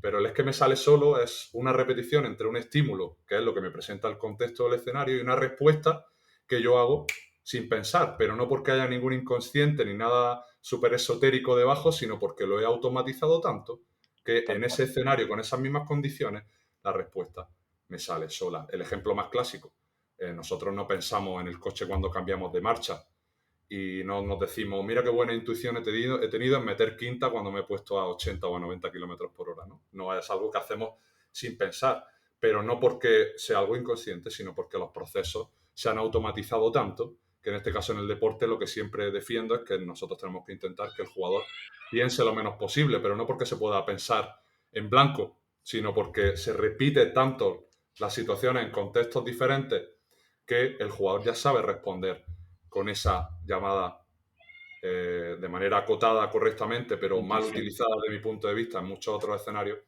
intuición, ¿no? Y aquí tal podríamos cual. entrar en otras tantas conceptos como el talento, la motivación, la resiliencia, que son palabras interesantes en un escenario, pero normalmente se sobreutilizan o, como yo suelo decir, se prostituyen, ¿no? En exceso. Eh, Se me han ocurrido 6 o 7 cosas porque lo que has dicho me ha parecido tal Pues cual. adelante, Tal, Ramiro, tal con la cual. que más te convenza. Bueno, lo primero, esa sistematización que al final llamamos intuición, viene con un trabajo detrás muchas veces increíble. O sea, Larry Bird, Magic Johnson, a poco que profundices un poco en sus entrevistas, en sus biografías, es que estaban todo el día jugando. Entonces tú cuando le ves que es que parece muy fácil, Claro. es lo que dices tú, es la repetición y repetición y repetición hasta que no piensan y les sale natural. Y de hecho, eso es un poco la filosofía de Phil Jackson en el libro de Canastas Sagradas, Sacred Hoops, que habla un poco de, porque él ya sabes que está influido un poco también por la filosofía budista y todo esto, y habla de que no hay que pensar mucho. O sea, quiere decir que al final es el fluir del juego, el flow del... Claro, sí, el fluir del juego muy bien, pero anteriormente hay una serie de conceptos de repeticiones que se te han metido en la cabeza de cómo hacerlo. Me ha gustado mucho lo que cuentas del cambio de marchas, porque es una buena analogía, me parece que lo explica muy bien, que lo hacemos inconscientemente una vez que ya tienes la experiencia posible, pues en el deporte profesional es un poco así. Pues bueno, pues si a eso le echas una taza más, que es tener un modelo sobre cómo tiene que ser un lanzamiento de penalti o tener un modelo sobre cualquier tipo de acción deportiva, pues puedes ver con ese modelo, al final puedes predecir lo que hacen los mejores, porque el modelo trata de optimizar, pero es que los mejores, a través de esa repetición de la que tú estás hablando, que llamamos mal intuición, pues realmente justo hacen lo que dice el modelo. Entonces, es importante la humildad de los economistas en el sentido de que ningún economista va a jugar mejor al baloncesto ni va a dar consejos a alguien que lleva 30 años jugando al baloncesto. Lo que pasa es que lo que les pueden dar los economistas son una herramienta que les sea útil en su toma de decisiones, apoyado precisamente en el análisis muchas veces de los que lo hacen muy bien. Pero que ya digo que, porque a Moneyball en concreto y este tipo de cosas de aplicar las estadísticas, ha habido pues una contrarreacción de mucha gente que dice que nadie va a saber más que alguien que lleva 30 años viendo partidos de baloncesto o que un Ya, scout de béisbol. Claro, es que la idea es que eso no viene a reemplazar, ahí viene a está. complementar y los mejores pues lo han entendido así. Yo creo que los mejores casos exitosos lo han entendido y siempre, sobre todo desde el punto de vista del estadístico y del economista y del que haga eso, pues la humildad de saber que tú no has sido jugador profesional, o sea, no sabes del asunto. Sin duda. Me pasaba una anécdota con esto que comenta Ramiro. El otro día cerré un muy bonito trabajo con un opositor a bombero, ¿no? En el que estuvimos trabajando un poco las pruebas físicas, ¿no? Pues cómo intentar aplicar ciertas herramientas de la psicología que pudieran ayudarle en todo ese proceso, ¿no? Y la semana pasada tuvimos la última sesión, de hecho se examina hasta en estos días, ¿no? Y me dijo, Javi, la verdad es que, bueno, siempre les voy pidiendo feedback de cómo se sienten, de cómo han visto el proceso, si era lo que se esperaban, si no. Y me dijo, Javi, realmente yo no vine aquí con un problema, yo lo que quería era añadir una herramienta más a todo mi elenco para la preparación, como el seguir añadiendo un poquito de carne a ese asador.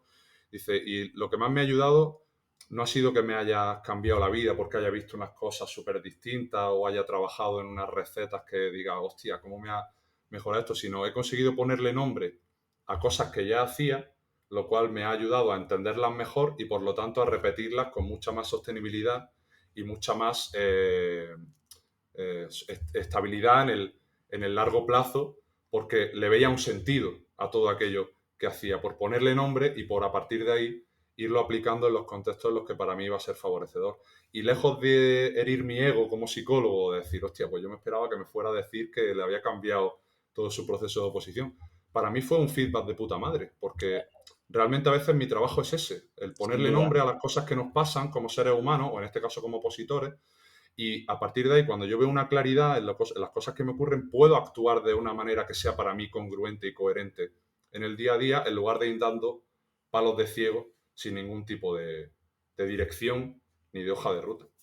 Mientras lo estabas diciendo, yo por mi cabeza lo que pasaba era caso de éxito, totalmente. O sea, es que es un caso de éxito del libro. O sea, le has proporcionado, en mi opinión, vamos, que no, yo no conozco de psicología, pero a mí me parece que si alguien te proporciona lo que lo que él ha dicho que le has proporcionado, es precisamente una labor buenísima.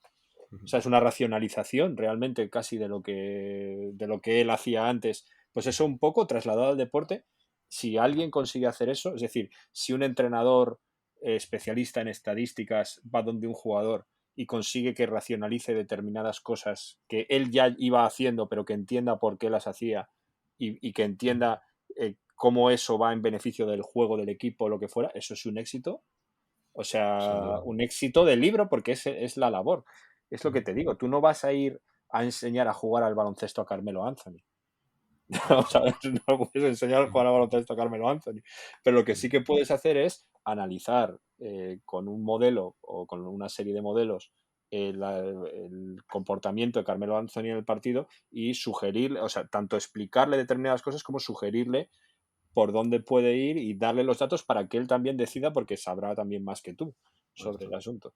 Yo digo siempre, yo jamás le voy a decir a un entrenador que lleva 10, 15, 20, 25, 30 años, los que sea entrenando, que no tiene ni idea de psicología. O No, sea, claro. eso. La psicología, y que no se me malinterprete, la hacemos todos, porque en tanto en cuanto nos estamos comportando todo el rato, la psicología está en todos los lados, pero no lo es todo. Ya en mi trabajo, que con ese entrenador o con ese jugador, el coger esa experiencia y darle un sentido y un valor que se traslade a que tú lo puedas repetir en los contextos que sepas que para ti va a haber una mayor probabilidad, sabiendo que no hay una receta mágica de A más B igual a C, pero sí Claro. podemos hacer que A más B haga más probable que la C se acerque a lo que yo estoy intentando conseguir, que en este caso podríamos hacer la reducción a rendir mejor, ¿no? Mm. Como entrenador, como profesor, como opositor, como... Es que, y luego me gusta mucho el planteamiento que haces, que yo también lo pienso mucho para mi campo, para el tema de la economía, porque es que parte de la humildad. Ahí O sea, está. yo es que creo que es fundamental. Es que tú no le vas a decir, ni tú, ni yo, ni nadie, le vas a decir cómo llevar a un grupo a un tío que lleva ya, Ahí está. que las ha visto de todos los colores. Lo Ujú. que pasa es que si le puedes aportar valor en algún aspecto concreto, pues está claro que ya con eso tienes suficiente. Sí. ¿Sabes? Porque es que esto, bueno, quizá la arrogancia en el caso de los economistas esté más a la orden del día. O sea, yo eso es uno de los principales pecados que creo que tiene la profesión, Ujú. que es que cuando tú lees por Twitter o lees por ahí temas de economía, pues tanto arrogancia en que sabemos predecir algo que no es verdad, Ya. sobre todo en macroeconomía, como arrogancia en cuanto a los planteamientos. Yo eso sí que se lo he hecho en falta y me parece que tu planteamiento respecto a la psicología pues va también por ahí y por eso me gusta. Sí, yo creo que es continuar ese mensaje que se usa tanto en los colectivos enfocado al rendimiento, que es que nadie es imprescindible. Por lo tanto, ninguna disciplina debería ser imprescindible por sí sola, sino que debería de partir de esa honestidad. Y yo aquí, por desgracia, después del COVID, sí que veo que en mi profesión, en mi disciplina, se está abogando mucho por que la psicología lo es todo y prácticamente lo que estamos consiguiendo es el efecto contrario, que parece que si tú no vas al psicólogo, parece que eres peor persona o que eres casi que hasta un gilipollas, ¿no? Un inconsciente. Y creo que no estamos consiguiendo, y ahí entono el mea culpa, de un poco del repetir a tanto hasta cansar, ¿no? Pues sobre todo después del COVID, lo de la salud mental y un poco todo este mensaje. Y creo que cada disciplina debería de tener su espacio, saber hasta dónde puede llegar y sobre todo partir de la observación y la escucha, que hasta en una conversación de bar, desde una conversación de bar hasta en disciplinas tan amplias y tan profundas como son la economía y la psicología, en todo ese amplio espectro, debería de estar siempre presente, pero bueno, esto es una concepción mía. No, previa, la yo verdad es creo. que lo comparto bastante desde una óptica de otra disciplina, Claro. pero vamos, que sin duda estoy de acuerdo. Ahí, Ramiro, por retomar el hilo, ¿cómo explicarías la teoría de juego, no sé si enfocada al baloncesto o un poco para... Hemos hablado del penalti de Nash como uno de estos ejemplos, pero por llevarlo más a algo que la Sí, bueno, gente se lo pueda quedar de forma tangible. a ver, realmente la teoría de juegos en sí es el análisis matemático de las situaciones estratégicas. Que las situaciones estratégicas son aquellas en que el resultado final depende de lo que haga yo, pero también de lo que hagas tú, básicamente. Entonces, un penalti, pues en el fútbol es un ejemplo claro, Sí. pero en el baloncesto todo el tiempo se están dando en los partidos situaciones estratégicas y antes de los partidos también. El planteamiento que tú haces del partido realmente condiciona totalmente. Entonces, una cosa, por ejemplo, que me puede, o sea, que me parece interesante, es la diferencia de enfrentarte a un equipo de manera puntual a enfrentarte a un equipo en una serie. Cuando tú te enfrentas a un equipo en una serie, por ejemplo, una serie a 7 partidos, que es la final, el asunto no es tanto que tú tengas una manera de jugar que sea innegociable y que es la única que hay, sino que tú tienes que buscar, y esto es un término de teoría de juegos, la mejor respuesta a lo que hace el otro. Entonces, y otro concepto también es que tienes que ser impredecible. Es decir, tienes que tratar de que el otro entrenador no pueda predecir correctamente lo que tú vas a hacer porque se podría enfrentar. Y tienes que hacerlo tanto en términos de entrenador o estratégicos como en términos de jugador. En la charla previa que tuvimos, para preparar un poco esto, te hablé, por ejemplo, de que utilizan conceptos de teoría de juegos, en varios libros de teoría de juegos utilizan conceptos de baloncesto, como el uso de la mano izquierda por parte de Larry Bird. Podrías hacerte la siguiente pregunta. Si Larry Bird tira mucho mejor con la derecha que con la izquierda, ¿por qué no tirar siempre con la derecha? Bueno, la respuesta es obvia o clara si la piensas un poco y es un concepto de teoría de juegos. Si tú trabajas bien la izquierda y el contrario en su mente tiene interiorizado que tú no solo puedes ir por un sitio, sino que puedes ir por el otro, si puedes tirar con la izquierda o con la derecha, le generas, al contrario, una incertidumbre que te hace que sea todavía más efectiva por la derecha. ¿Por qué? Claro. Porque el contrario tiene la duda de si te vas a ir por la izquierda. Digo tirar con la mano, como puedo decir, entrar a canasta por un lado o por el otro. Para ser claros, un jugador que no sabe utilizar la izquierda es un jugador totalmente predecible. Al ser totalmente predecible, ya sabes cómo tienes que defenderle. Entonces, en el concepto de estrategia mixta en teoría de juegos, está el hecho de variar de tal manera que seas impredecible para el contrario. ¿Vale? De hecho, en los libros de teoría de juegos se pone mucho ejemplo del saque en tenis, de Nadal contra Federer, por ejemplo, que si Nadal tiene que sacar a la izquierda o a la derecha, pero se pone también, ya digo, el ejemplo de Larry Bird. Me gusta el tema este de Larry Bird, he sacado el tema de Larry Bird porque me parece una de las mejores mentes estratégicas del juego, pero en todo, además. No O sea, pretendía otra cosa, Ramiro, de verdad. Que tanto en su... sacara a la Rivera, o sea, que otro acierto, otro caso de éxito. No, porque me parece un auténtico genio de la estrategia, pero tanto en el banquillo como o sea, cuando era entrenador como cuando es jugador. Tengo un libro por ahí que lo he leído esta mañana, estaba leyendo cuando iba en el metro, que es el Larry Bird entrenador, que es de la época en que estaba en Indiana, Sí. y que habla de cómo, simplemente por ver la genialidad del señor, de cómo desde el primer día dejó a sus asistentes que le dibujaran las jugadas en la pizarra. O sea, sus asistentes eran Rick Carlisle y Dick Harter, que dos asistentes bastante conocidos, y uno, un entrenador principal muy conocido en la NBA, el otro En también fue Indiana, de entrenador. hecho. Eso es. Pues, claro, cuando Larry Bird desde el primer día le dice a Rick Carlisle, no, dibuja tú las jugadas. Como que Rick Carlisle se queda como diciendo, pero claro, porque en la NBA hay una serie de códigos escritos de que el entrenador principal tiene un estatus. No, Larry Bird lo que dice es, vamos a ver, ¿quién dibuja mejor, tú o yo? Ni ego ni historias. O sea, vamos a ver. Entonces él sabe lo que hace bien, sabe cómo tiene que. Pues ese tipo de pensamiento todo el tiempo lo encuentras en la carrera de Larry Bird. El pensamiento estratégico, el pensamiento de a quién me estoy enfrentando, qué tengo que hacer. Esa famosa frase antes del concurso de triples, en que les dice a los que están allí quién va a ser el segundo. ¿Sabes? Que llega. Eso es juego estratégico. Es poner nervioso al contrario antes del evento. O sea, todo ese tipo de juegos, bueno, y ya que es un maestro del trash talking, o sea, Sin de duda. hablar un poco. Hay 1000 anécdotas. Tú buscad en YouTube, poned Larry Bird trash talking y tenéis ejemplos de 47 jugadores, exjugadores que hablan como con admiración del día en que Larry Bird se metió con ellos. Total. Bueno, pues eso es una mente estratégica, por ejemplo, con la que se pueden ejemplificar muchas cosas de la teoría de juegos. Pues esos conceptos de incertidumbre, de credibilidad, de intentar desestabilizar al contrario, de que generarle la duda de qué vas a hacer para que luego ser más efectivo mientras lo haces, mejorar tus cosas malas para que las buenas se potencien más. Si mejoras tu izquierda, al final te van a dejar más libre tu derecha. Todo ese tipo de cosas yo creo que pueden ser interesantes. Sí.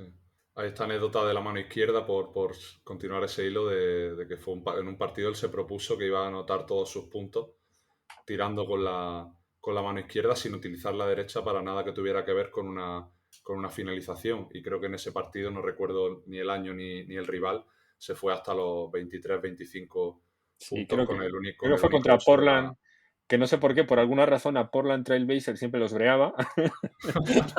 No sé, pero tampoco quiero decir, es curioso, pero tampoco es la rivalidad más. Quiero decir, Yo- tenía mucha rivalidad, sobre todo con los Sixers y con los Lakers, obviamente, pero tampoco es una rivalidad Portland-Boston, pero es verdad que Larry Bird estaba especialmente inspirado contra los Blazers. Hay una anécdota de Larry que, si me permite, Ramiro, voy a rescatar para Claro. también hablar de un concepto que creo que en Moneyball también se menciona, que es que el winner takes all, ¿no? El ganador se lleva toda la parte del pastel, ¿no? Y parece que los que llegan lejos en el deporte, en este caso que es lo que estamos hablando, han hecho cosas extremadamente diferentes a lo que puede hacer una persona que ni siquiera se esté ganando un sueldo mínimo para estar en una liga profesional, ¿no? Y esta anécdota la cuenta un compañero mío periodista que se llama Fernando Maía en un libro Coast to Coast, donde recoge una Tengo el serie de libro, anécdotas en el que va a libro Estados sobre Unidos. que va a Estados Unidos, y hay una de Larry que me parece perfecta para representar esto, ¿no? Decía, un chico de 2.06 que pasaba como el mejor base, tiraba de manera excelsa, era tremendamente competitivo. La Universidad de Indiana, como era obligado, equipo de referencia además, intentó reclutarlo, lo consiguieron. Pero había ingredientes que no estaban en el cóctel, y aquí aparece el que seguramente te suene, Ramiro, el entrenador Bobby Knight, no sin polémica, porque era un carácter antagónico al de Holland, que era el que había crecido con Larry en French League, en su pueblo natal. Y Larry Bird, cansado de las broncas constantes de su técnico, estuvo de vuelta en su pueblo, en French League, a las pocas semanas, ¿no? Encontró en refugio en el instituto de Northwood y acabó por dejarlo, ¿no? Y en la temporada 74-75 la pasó jugando en una liga amateur y conduciendo un camión de la basura para su propio ayuntamiento. Su nueva vida le gustaba, su carrera deportiva parecía haber llegado a su fin. Un relato que nadie más allá de French League conocería, el de Larry Bird, el señor ese que anda por ahí con el camión de la basura. ¿Lo ves? Dicen que pudo haber sido profesional y nunca quiso o pudo o supo serlo. De cara a la siguiente temporada, la Universidad de Indiana, con un proyecto mucho más humilde que el de Bobby Knight, le ofreció una beca a aquel talento descomunal que estaba en riesgo de no moverse de su pueblo de toda la vida. Alertados sobre el apego de Bird con su propio pueblo, los reclutadores estuvieron avispados, buscando a Gary Holland, su antiguo entrenador. Le dijeron, ¿qué podemos hacer? Su exentrenador y confidente se lo explicó. Les dije que se llevaran a un amigo con él, que si querían que estuviese a gusto, tenían que llevarse aparte de su casa para que le acompañase. No pudo funcionar mejor. En Indiana State, Larry destacó hasta convertirse en el mejor universitario junto con Magic Johnson de Michigan State. Llegarían luego su época dorada en Boston, 3 anillos, otros 3 MVP, uno de los mejores jugadores de la historia del baloncesto, un elemento capital en el despliegue de la NBA en la década de los 80. Ya de camino al coche, cuando le preguntamos otra vez qué cree que hubiese sido de Larry Bird sin su mediación, Gary Holland parece darse cuenta por un segundo y exclama, pues imagínate, sería un tipo como yo. Sí, también un poco. Ahí sí te voy a hacer un matiz, porque además es que lo he visto en los últimos. He visto alguna entrevista con Larry Bird y le han preguntado. Realmente, cuando se fue de la Universidad de Indiana, el que tuvo que ver más no fue Bobby Knight, fue Kurt Benson, que era un jugador que luego estuvo en la NBA, que le hizo bullying, Hostia. básicamente. Le hizo bullying, o sea, le hizo ver que no era bienvenido. Y además Larry Bird se veía un poco fuera de lugar por su ropa, por lo visto. O sea, él veía que era de un sitio pobre de Indiana, de French Lick, que es un sitio de una renta per cápita más baja que la zona de Bloomington, donde está la universidad. Y entonces fue Kurt Benson, lo digo porque es que dice Larry Bird literalmente que él piensa que con el entrenador Knight no habría tenido problemas. O sea, quiero decir que realmente no es porque Bobby Knight sea precisamente eh, un amigo de la diplomacia, pero parece que Bobby Knight, de hecho es que era en el momento del verano y de hecho fue Bobby Knight el que le reclutó y tal, pero que no estuvo muy encima del tema y de hecho Bobby Knight ha dicho alguna vez que se arrepiente muchísimo de no haber estado encima de ese tema y de haber evitado el bullying y que hay una historia también respecto al bullying de esto que Larry Bird le tomó la matrícula a Benson. Buscad vosotros en YouTube Benson Bird y ya veréis, o sea, es que no perdía ocasión de fundirle. De hecho, Kevin McHale metió en un partido 56 puntos contra los Detroit Pistons y Larry Bird no hacía más que darle el balón a McHale porque le defendía a Benson. O sea, Larry Bird cuando tenía que vengarse se vengaba. Pero tal cual, con ese matiz, tal cual es una historia que muestra, o sea, la importancia de tener también el manejo adecuado de una persona. O sea, hasta que él no se sintió cómodo en la situación, pues no llegó a ser lo que luego fue, claro. Y de hecho, luego, es verdad que una vez ya que se sintió cómodo, Larry Bird en su carrera tuvo a entrenadores, o sea, quiero decir, Bill Fitch, que fue el primer entrenador de Larry Bird, era un sargento. Y de hecho, Bill Fitch se va de los Celtics y el único que defendía a Bill Fitch cuando los Celtics le despiden en el 83 era Larry Bird. O sea, el resto ya estaban de los métodos del sargento, ya no podían más y ficharon a Casey Jones, que era una persona mucho más razonable, mucho más un entrenador de otro estilo completamente. Pero vamos, que Larry Bird luego sí que tuvo entrenadores duros, pero bueno, él ya digo que todo el tema de sentirse fuera de su pueblo lo llevaba muy mal y una gestión adecuada de eso permitió que Indiana State tuviera pues al mejor jugador que ha tenido en la historia de la universidad. Sin duda. Pues te agradezco Ramiro, el arista, el matiz, porque no lo desconocía. Y creo que como acople a la anécdota general ha quedado de perla, así que yo también me agradezco a mí mismo el haberla traído, porque la tenía aquí abierta esperando que habláramos del bueno de Larry. Y aquí también yo creo que representa mucho ese poder del azar, que al final Sí. quien llega se han dado muchísimos componentes azarosos para realmente poder un poco imaginarnos el calado de ciertas carreras y no suelen ser cosas tan diferentes a lo que puede hacer un jugador que esté a millas de distancia de lo que sería la carrera, pese a que la diferencia, digamos, puramente deportiva en lo técnico, táctico, físico, psicológico también, no es tanta, ¿no? Y creo que aquí, fíjate, por cuestiones de un par de decisiones pasamos de un conductor de camiones, ¿no?, de la basura en su ayuntamiento pues, a uno de los mejores jugadores de todos los tiempos. Es que Las dos cosas que dices, o sea, me parecen muy buenas también. El tema del azar, por un mm, lado, y por otro, esas pequeñas diferencias, porque son así. Hay toda una rama de la economía que se llama la economía de las superestrellas, que mm, explica que en un mundo global las superestrellas cobran mucho eh, y solo por una pequeña diferencia ahí está. de performance respecto al resto. Y en una economía global, esa pequeña diferencia de performance es percibida por mucha gente y hace que tengan contratos desmesuradamente grandes. Entonces, las dos cosas son así. Lo que pasa que, claro, dentro del azar, pues es verdad que se puede hacer el matiz de que tienes que favorecer que la moneda salga cara. Ahí está. Es decir, o le das tienes que darle un entorno adecuado para que eso sea así, y en el caso de la River, pues estuvo a punto de perderse por un entorno inadecuado y además por algo pues muy serio como es el bullying. Y tanto, y tanto. Pues volver a referenciarlo con este matiz porque me ha parecido una adición súper interesante. Y Ramiro, no quería cerrar este episodio sin hablar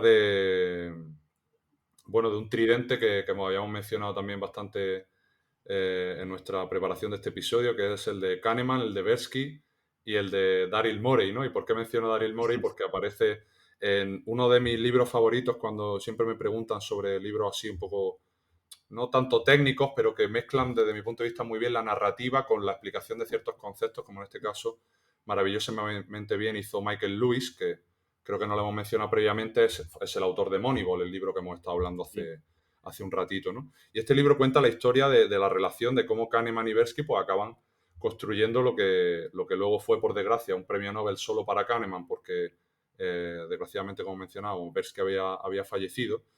Pero en estos primeros capítulos se habla de la figura de Mori como uno de los primeros que se expone a utilizar un poco estos conceptos para maximizar el rendimiento, en este caso, de lo que fue la gerencia de su primer equipo, que fue el de los Houston Rockets, ¿no?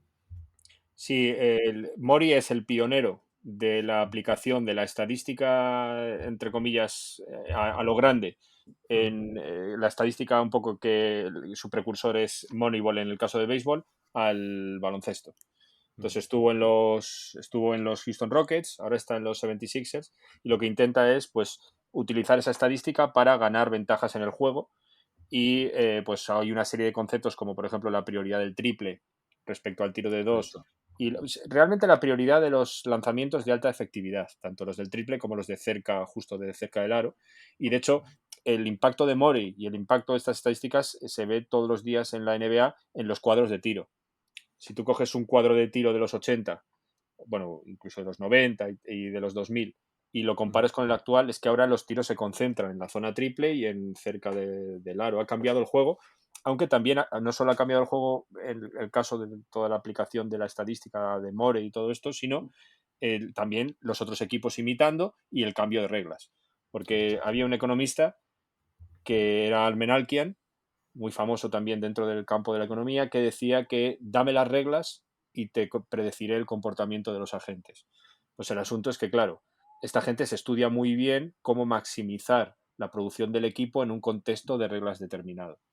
Entonces, lo mismo que los Pistons en los 90, con ese contexto de reglas para parar a Michael Jordan, lo que hacía era un juego rayando la violencia o parándole muy fuerte con un físico, con un golpes relativamente fuertes cuando entraba a canasta, pues con el nuevo contexto de reglas, esa nueva adaptación apoyada con la estadística, pues es un poco lo que ha priorizado ahí Mole. Y claro, todo eso viene de una teoría anterior, los padres un poco de todo eso, ya digo que son los del béisbol, lo del sabermetrics, y yo creo que se complementa muy bien con todo el tema de la otra parte de la gestión de la economía del comportamiento que me dices de Kahneman y Tversky. Y aprovecho también para recomendar cualquier libro de Michael Lewis, porque Michael Lewis para mí es mi escritor favorito, desde luego, de ensayo, por decirlo así, de economía en inglés. Y que tiene una historia con Tversky, pues, o con Bersky, no sé cómo se pronuncia exactamente, Ni yo. realmente muy bonita, y debía haberse llevado Bersky también el premio Nobel, pero como muy bien has contado, falleció. Y yo creo que también se vio reflejado en esos Houston Rockets de la época del Harden, que era ese anotador compulsivo, ¿no? De 36 puntos por partido, que dicen que, bueno, que está en esa discusión de los mejores anotadores o las mejores etapas de anotación de la historia. Y fueron estos Houston de 2016 los que, junto con la explosión del Stephen Curry inicial, de esos primeros anillos, los que cambiaron realmente la era de baloncesto. En este caso estaba representado por la figura de Mike D'Antoni, que fue un poco también el que llevó esa metodología a la práctica, pese a que la relación entre Harden y Morey, pues digamos que no ha acabado ni mucho menos de color de rosa, y que Sí, Harden lo llamó de que era un mentiroso, pero bueno, no les pueden quitar que entre los tres, entre D'Antoni, Harden y sí, Morey, fue uno de los mejores equipos anotadores sí. de la historia, y que nos recordemos que no está tan lejos ese 3-1 en finales de conferencia que al final no se dio. O sea, estuvieron a un partido de meterse en unas finales que hubieran sido contra Cleveland, que fue el famoso año de la remontada del 3-1 de LeBron James contra esos Warriors de Contra 2016. Warriors. Sí, tienes, o sea, cambiaron el baloncesto. Hay discusión, hay gente que considera que el tipo de juego no es más o menos atractivo, pero desde luego, con las reglas que había, tuvieron una idea original y lo explotaron. Y además, D'Antoni pues, era ya un pionero en términos del baloncesto rápido y todo esto, porque había estado en Phoenix Suns, que también esos Phoenix Suns anteriores de D'Antoni con Steve Nash habían estado a punto de, bueno, estuvieron a punto de ganar el título, tuvieron una eliminatoria bastante polémica con San Antonio Spurs, que hubo ahí sus más y sus menos, pero sí, realmente ese tándem, y has incluido también a Curry, porque yo creo que también es el que más ha influido en el Sin cambio duda. de juego, también por las habilidades o sea, se ha descubierto, por decirlo así, de nuevo, el rol de los jugadores más bajitos y con tiro. Porque vamos, Curry es un tirador pues que hasta la fecha no se había visto ese nivel de efectividad a esa Exacto. distancia. Exacto. Entonces, yo estoy ahora mismo en espera de una nueva revolución, la verdad.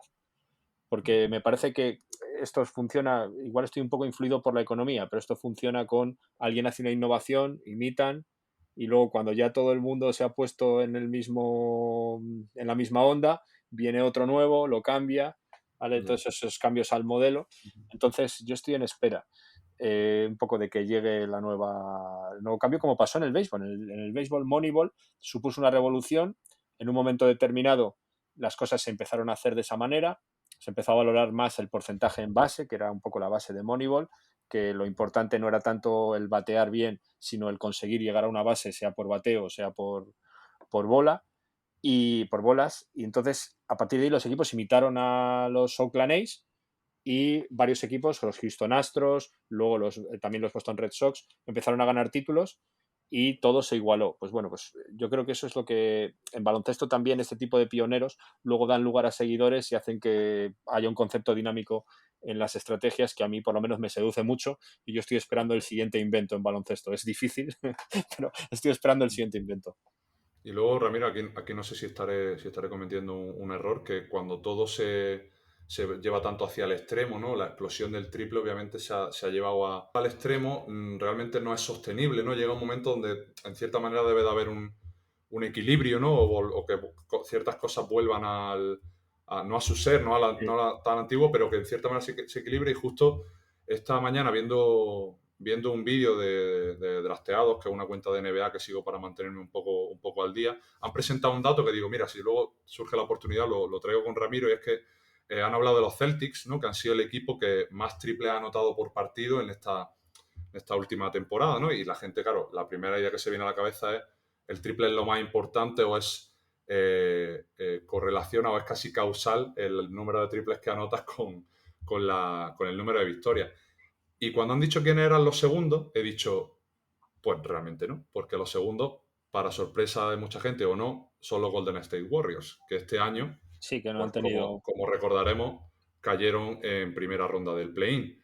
Entonces, ahí obviamente la figura de Curry siempre está presente como ese matiz para contextualizar ese número de triples, pero como todo, lo que hablamos, las estadísticas hay que ponerlas en su contexto, y seguramente el que tires más triples y metas más triples no te asegure el número de victorias si no viene acompañado, pues, de qué jugadores tienes, de qué tipo de juego quieres plantear, de qué debilidades quieres explotar, qué fortalezas quieres también reforzar, y un largo etcétera que yo creo que hemos mencionado bastante en Sí, esta charla. yo ya digo que estoy a la espera un poco de que alguien innove o tenga alguna idea al respecto También es verdad que si siguen, yo qué sé, si la NBA en algún momento introduce un cambio de reglas, ahí habrá un periodo de adaptación en que puede cambiar algo. Pero el tema del triple sí, yo creo que sí que es verdad que se ha podido llevar a un extremo y puede tener esa reacción.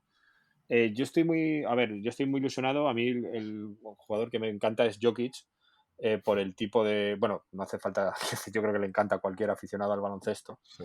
pero además es que sí que me gustaría comentar un poquillo, ya también que lo hablamos en la preparación, sobre el físico de Jokic respecto a su rendimiento, porque es un concepto que se habla en Moneyball, que a veces tenemos prejuicios respecto a los jugadores o a su actuación por características físicas. Vamos a decir que Jokic no es un Adonis en cuanto a musculación, Sí. aunque es verdad que su físico le aporta muchas ventajas, pero y tú me hablabas sobre Marc Gasol, me decías alguna cosa, algún ejemplo sobre Marc Gasol, entonces sí que me gustaría comentar un poco sobre esto, porque yo creo que también es algo fresco para el juego. Totalmente. Yo creo que pone mucho en valor todas otras cosas que no sean el físico, y hablábamos de Landwin Project, y Daryl Morey tiene una anécdota muy graciosa cuando en estos primeros años con Houston, y es que Marc Gasol estaba entre los potenciales seleccionados de su segunda ronda del draft. Creo que los Houston tenían el pick número 33, si no me equivoco. Y él llegó un momento en el que se dio cuenta que todos sus trabajadores o la gente que trabajaba con él, su equipo de scouters y demás, le habían puesto un mote a Marc Gasol, una etiqueta que era, si no me equivoco, Big Tits, ¿no? O como el chico de tetas grandes, ¿no? Y esa etiqueta al final lo que acabó fue torpedeando lo que hubiera sido, a ojos de futuro, una elección más que válida para un pick tan alto, de lo que posteriormente fue pues, uno de los mejores españoles en la NBA, mejor quinteto un año, All-Star, mejor defensor, campeón con los Toronto. Y a partir de ahí Mori tiene una anécdota que, viendo que su selección en ese draft fue Carl Landry, que todos de sobra conoceremos su amplia carrera en la NBA y sobre todo lo satisfactoria que fue, valga que se note la ironía. A partir de ahí, Mori impidió o prohibió entre su equipo el uso de etiquetas, de lo que ellos llaman nicknames, porque al final tú usas una etiqueta y luego tus conductas asociadas a esa persona que has etiquetado tienen que ser, volvemos a la coherencia, tienen que ser coherentes. Pues yo etiqueto a un jugador como vago, como mal defensor, como que no está motivado, como inestable. Y al final, cualquier pequeño trozo de información que yo vea que refuerce esta idea, lo que va a hacer va a ser decir, ¿ves? Este jugador está asociado a mi propia etiqueta, lo cual no siempre es así. Y esta anécdota de Mori creo que es bastante representativa para lo apresurados que estamos en generar ciertos vínculos con características físicas, en este caso como hablamos de Marc Gasol, pero luego el problema que está en cómo pues, ciertas conductas nos alejan de aprendizaje o de mejoras que en el caso de que viéramos todo desde una perspectiva de zoom out, como se habla en psicología, ¿no? De un poco de ver el bosque y no solo los árboles, pues seguramente la toma de decisiones sería diferente, ¿no? Sí, sí. Esa es precisamente la anécdota que me contaste y que me llamó mucho la atención. Y me llamó mucho la atención porque es que está tal cual en Moneyball. Moneyball es que precisamente una de las cosas que Billy Bean, que es el manager de los Oakland A's que hemos dicho, le llevaba por la calle de la amargura, era que los scouters de su equipo tenían prejuicios respecto a los jugadores, en plan, este está gordito, este tiene una novia fea y por tanto como tiene una novia fea no tiene confianza, cosas así extrañas que al final condicionaban cómo medían a un jugador. Entonces, por eso, ese es el origen de que empezara a utilizar un tratamiento estadístico para ser un poco más objetivo y que descubrieran pues, que una cosa concreta, que era el porcentaje en base, los equipos de la liga no lo tenían muy en cuenta y no lo pagaban mucho. Entonces, jugadores con buen porcentaje en base estaban baratos y se puso a comprarlos. Pues bien, es que esto es lo mismo, lo que es el mismo error que me estás comentando con el tema de Marc Gasol. O sea, como tiene un físico de una determinada manera, pues obviamos, pues por ejemplo, que es un pasador O sea, que es un precursor de Djokovic, o sea, de Jokic, perdón. Exacto. O sea, que estamos hablando de una mente baloncestística privilegiada. Ujú. Entonces, ahí las estadísticas yo creo que sí que pueden ayudar y un análisis, porque al final te permiten dotar de una objetividad, entre comillas, algunas de las partes de la toma de decisiones que pueden evitar este tipo de prejuicios que son muy perjudiciales para al final para el desarrollo de los equipos. Entonces, eso de prohibir los sobrenombres y de pues, tener en cuenta que puede pasar, solo tener en cuenta que hay que valorar a un jugador de esta manera, me parece interesante. Y es que casi es paralelo porque Moneyball termina, el último capítulo del Moneyball es sobre un jugador que tiene un físico, pesa, está muy pasado de kilos y que los jugadores nadie lo quiere draftear porque realmente no parece que vaya a ser un jugador para la MLB y realmente pues tiene un porcentaje de base asombroso. Es un tío que tiene mucha intuición para ver si la persona que le está lanzando, si el pitcher realmente le está lanzando un tiro que él puede golpear o si tiene que no intentar no golpear para que sea bola. Entonces es un tío que tiene esa habilidad que está pasando desapercibida. Y en la película, que por cierto recomendamos la película de Moneyball Sin duda. sin duda, Ujú. hay una imagen, ya la veréis, en que es una de las imágenes más dramáticas de la película, en que el que hace de experto en estadísticas le enseña a Brad Pitt el vídeo de esta persona que hizo un home run y que tenía pues bastantes kilos de más. Y bueno, es una anécdota graciosa porque sale a correr, él no se da cuenta que ha hecho un home run, sale a correr, se tropieza en primera base y entonces se intenta agarrar a la primera base como si no hubiera mañana y el resto le dice, no, si no te agarras a primera base, da toda la vuelta que has hecho un home run. Entonces esto mismo, aplicado al baloncesto, es lo que le llevó por el camino de la amargura a Darren Volley. Totalmente. Ramiro, voy a cerrar con una anécdota que también comentamos estos días pasados preparando el episodio y que creo que obviamente no hay ninguna anécdota que reúna todo lo que hemos hablado a lo largo de esta ya pasada hora y media de episodio, pero sí creo que puede tocar bueno, ciertos puntos y conceptos que hemos mencionado, que es una anécdota que sufre, no que la sufre, sino que tiene a Kahneman como protagonista y que está explicada en este libro de Undoing Project, que en español, por cierto, se llama Deshaciendo Errores, para el que lo quiera buscar traducido. Y a Kahneman lo contratan para el equipo de pilotaje de aviación israelí, ¿no?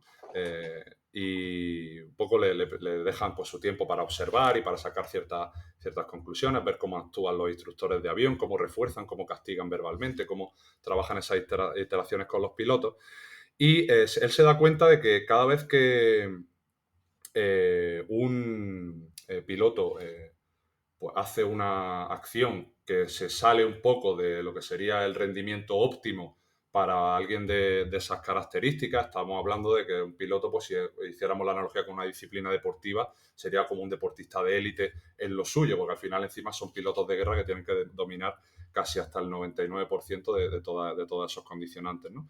Se dio cuenta que cada vez que se salían que tenían un error, un fallo, ¿no?, los instructores corrían rápidamente a castigar, ¿no?, a recriminar verbalmente esa acción. Claro, ¿qué es lo que pasaba? Que en las próximas situaciones el piloto tendía a hacerlo mejor. Pero claro, no por lo que los instructores se pensaban que era por, hostia, tengo que estar encima del piloto para que lo haga mejor, sino por una pura cuestión de regresión a la media, que ahora pues te dejaré que amablemente no lo expliques, pero también ocurría al contrario, cuando reforzaban verbalmente, elogiaban aquellos momentos donde se salían de la norma por encima, es decir, lo hacían de manera excepcional y excelente, lo que los instructores veían es que luego el piloto descendía su rendimiento. Pero no porque el elogio debilite, ¿no?, que es una famosa frase que ahora mismo se utiliza demasiado, sino porque, de nuevo, por pura regresión a la media, el piloto va a tender a quedarse en su patrón habitual de comportamiento. Y Kahneman de aquí extrae una frase que me parece espectacular para hablar de esta interacción con las personas, con el rendimiento de por medio, que es que las personas estamos castigados por reforzar y se nos refuerza cuando castigamos. Es decir, esos instructores estaban viendo que lo que tenían que hacer era seguir castigando para que el piloto fuera de nuevo haciéndolo bien y que tenían que dejar de reforzar porque si no, el piloto, entre comillas, tenía una percepción como de que se estuviera relajando, ¿no? Y creo que reúne mucho esto, correlación, causalidad, sobre reacción, Y todas estas cosas que hemos hablado hoy me parece una anécdota preciosa y que representa muchas de las cosas que hemos hablado hoy. Me parece una manera perfecta de cerrar porque resume muy bien cómo, aunque tú tengas unas estadísticas y unos datos, tienes que tener a una persona inteligente y una persona que ponga en contexto los datos y conozca la teoría a la hora de interpretarlas. Porque es claramente un error de interpretación. El error no son los datos, el error es la interpretación. O sea, y luego, claro, ahora esto pasa con todos los genios, que cuando te lo dicen a posteriori, pues parece muy evidente. Pero estamos hablando de las fuerzas aéreas israelíes, que serán, pues, no entiendo mucho del tema, pero me puedo pensar que pueda ser un cuerpo de élite. Entonces, estamos hablando de que el valor añadido de una persona como Kahneman o como Tversky o cualquiera de ellos, estamos hablando de gente muy inteligente, que en la crítica de Lucas, pues, que a posteriori dices, ah, sí, claro, qué evidente, ya.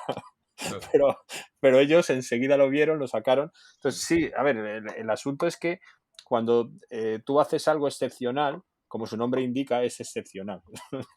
Entonces, lo más posible es que mañana no sea tan excepcional. Entonces vas a observar una bajada del rendimiento. Bueno, excepcional para bien o excepcional para mal. Entonces, al final tenderás lo que dices tú, al promedio un poco de tu performance promedio. Y diseñar los castigos o diseñar los refuerzos respecto a esto, pues puedes cometer una falacia gorda como lo que has contado. Pero claro, tiene que venir alguien que sepa. A mí una cosa que siempre me llama mucho la atención, tanto de Kahneman como de Tversky, como de todos los que hacen este tipo de experimentación y son expertos en esa rama entre psicología, economía, es su originalidad y lo difícil que es llegar a las conclusiones, la dificultad que tiene frente a luego lo claro que parece lo que están diciendo. Y es increíble esa capacidad de interpretación, pero ahí yo creo que se ve mucho el valor añadido, claro.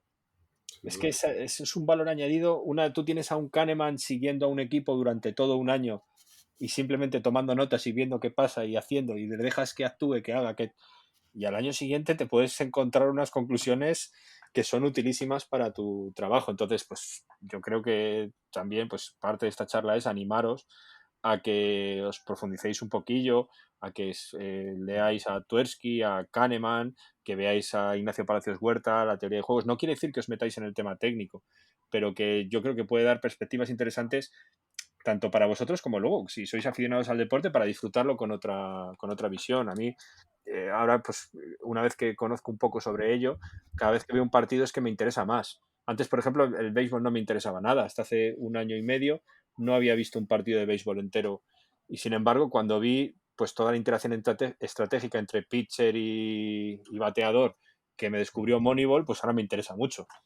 Por poneros un ejemplo, pero el baloncesto ya me venía de serie, pero que realmente yo creo que este episodio, las cosas que vamos diciendo, pues igual os pueden animar también a descubrir un poco a todo este tipo de autores y este tipo de enfoques que os puede gustar más o menos uno u otro, pero yo creo que todos son enriquecedores. Eso sin duda, Ramiro, y esperemos que los ejemplos pues ayuden a ti que nos estás escuchando a por lo menos entender que esto no es una cuestión solo de aulas de universidad y de experimentos súper matemáticos y llenos de números y ecuaciones que no entendemos, sino que está más en el día a día de lo que a veces nos pensamos, tanto la parte de la economía como la parte de la psicología, y que pues con lo que nos une a ti y a mí en este caso, que ha sido el baloncesto y el deporte en general, pues hemos intentado trasladar de la mejor manera posible. Y yo, si pudiera cerrar con algo, sería que intentemos de nuevo en esta sociedad que únicamente nos invita a estar sobreestimulados por la información más reciente y a estar todo el rato reaccionando un poco al sol que más calienta, pues que nos animemos también a hacer un poco de zoom out, a ver las cosas con más perspectiva, a sacar conclusiones de la información que obtengo, también teniendo en cuenta el contexto en el que ha nacido esa información, y también saber que muchas veces los datos y las cosas más importantes pasan bajo radar y escapan al ojo ajeno. Así que también hay un coste de oportunidad en todas las cosas a las que no estamos atendiendo en nuestro día a día, y creo que también es bonito plantearte pues qué cosas estamos dejando de hacer por todo aquello a lo que estoy sobre reaccionando. Yo, Ramiro, ha sido una charla que obviamente ya va a batir el récord de referencia que pondré luego. Yo todos los lunes en mi newsletter hago un extracto del podcast donde lo resumo y donde pongo un poco la referencia, así que Vale, este newsletter te voy a estoy mandar seguro ahora, que te voy a mandar ahora una pequeña lista, ¿vale? Ahora cuando estupendo. terminemos te mando una Lo, pequeña lista lo de... registramos y lo estructuramos para que así la gente pues, pueda empezar por aquello que crea que más le va a gustar o continuar en el caso de que ya hayan indagado o abordado alguna de las temáticas que hemos mencionado. Y yo sí quería aprovechar, Ramiro, para agradecerte tu predisposición y sobre todo tu proactividad de cara a que este episodio pues, haya sido tan profundo, tan extenso y yo no sé si la gente se puede llevar al menos una cosa, un concepto, una idea de esta charla, ya será un caso de éxito, como hemos estado hablando. Mi caso de éxito, mi éxito ha sido poder conversar contigo, Ramiro, en una disciplina que cada vez me interesa más y que intento aplicar honestamente a mi día a día como psicólogo en mi profesión, porque creo que tienen muchísimas cosas en común teniendo ese punto de unión que es la conducta humana.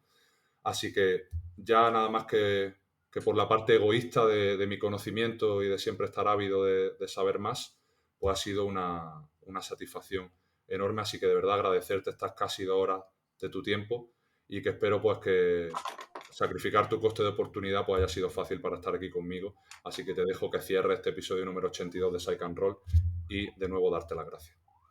Bueno, ha sido muy fácil. La ilusión que me ha hecho a mí que me escribieras y descubrir tu podcast.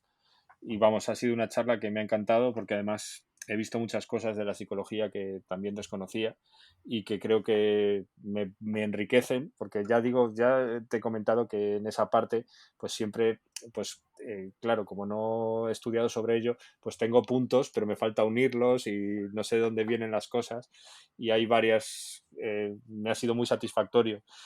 Muchas de las aportaciones a las cosas que he ido diciendo, espero que a ti también te hayan aportado las cosillas un poco que he podido contar de economía y he estado encantado. O sea, esto es un disfrute. Esto tiene un coste, vamos, el coste de oportunidad lo pago por estar aquí 2 horas contigo y es más, y por haberte conocido y espero que en el futuro pues sigamos charlando y sigamos disfrutando de lo que nos gusta y que los oyentes pues les haya resultado interesante lo que hemos contado, que lo hemos hecho pues con todo el cariño que hemos podido y disfrutando con ello. Sin duda, ten por seguro que así será. Muchas gracias, Ramiro. Never be ashamed of wanting to be a better you. Period.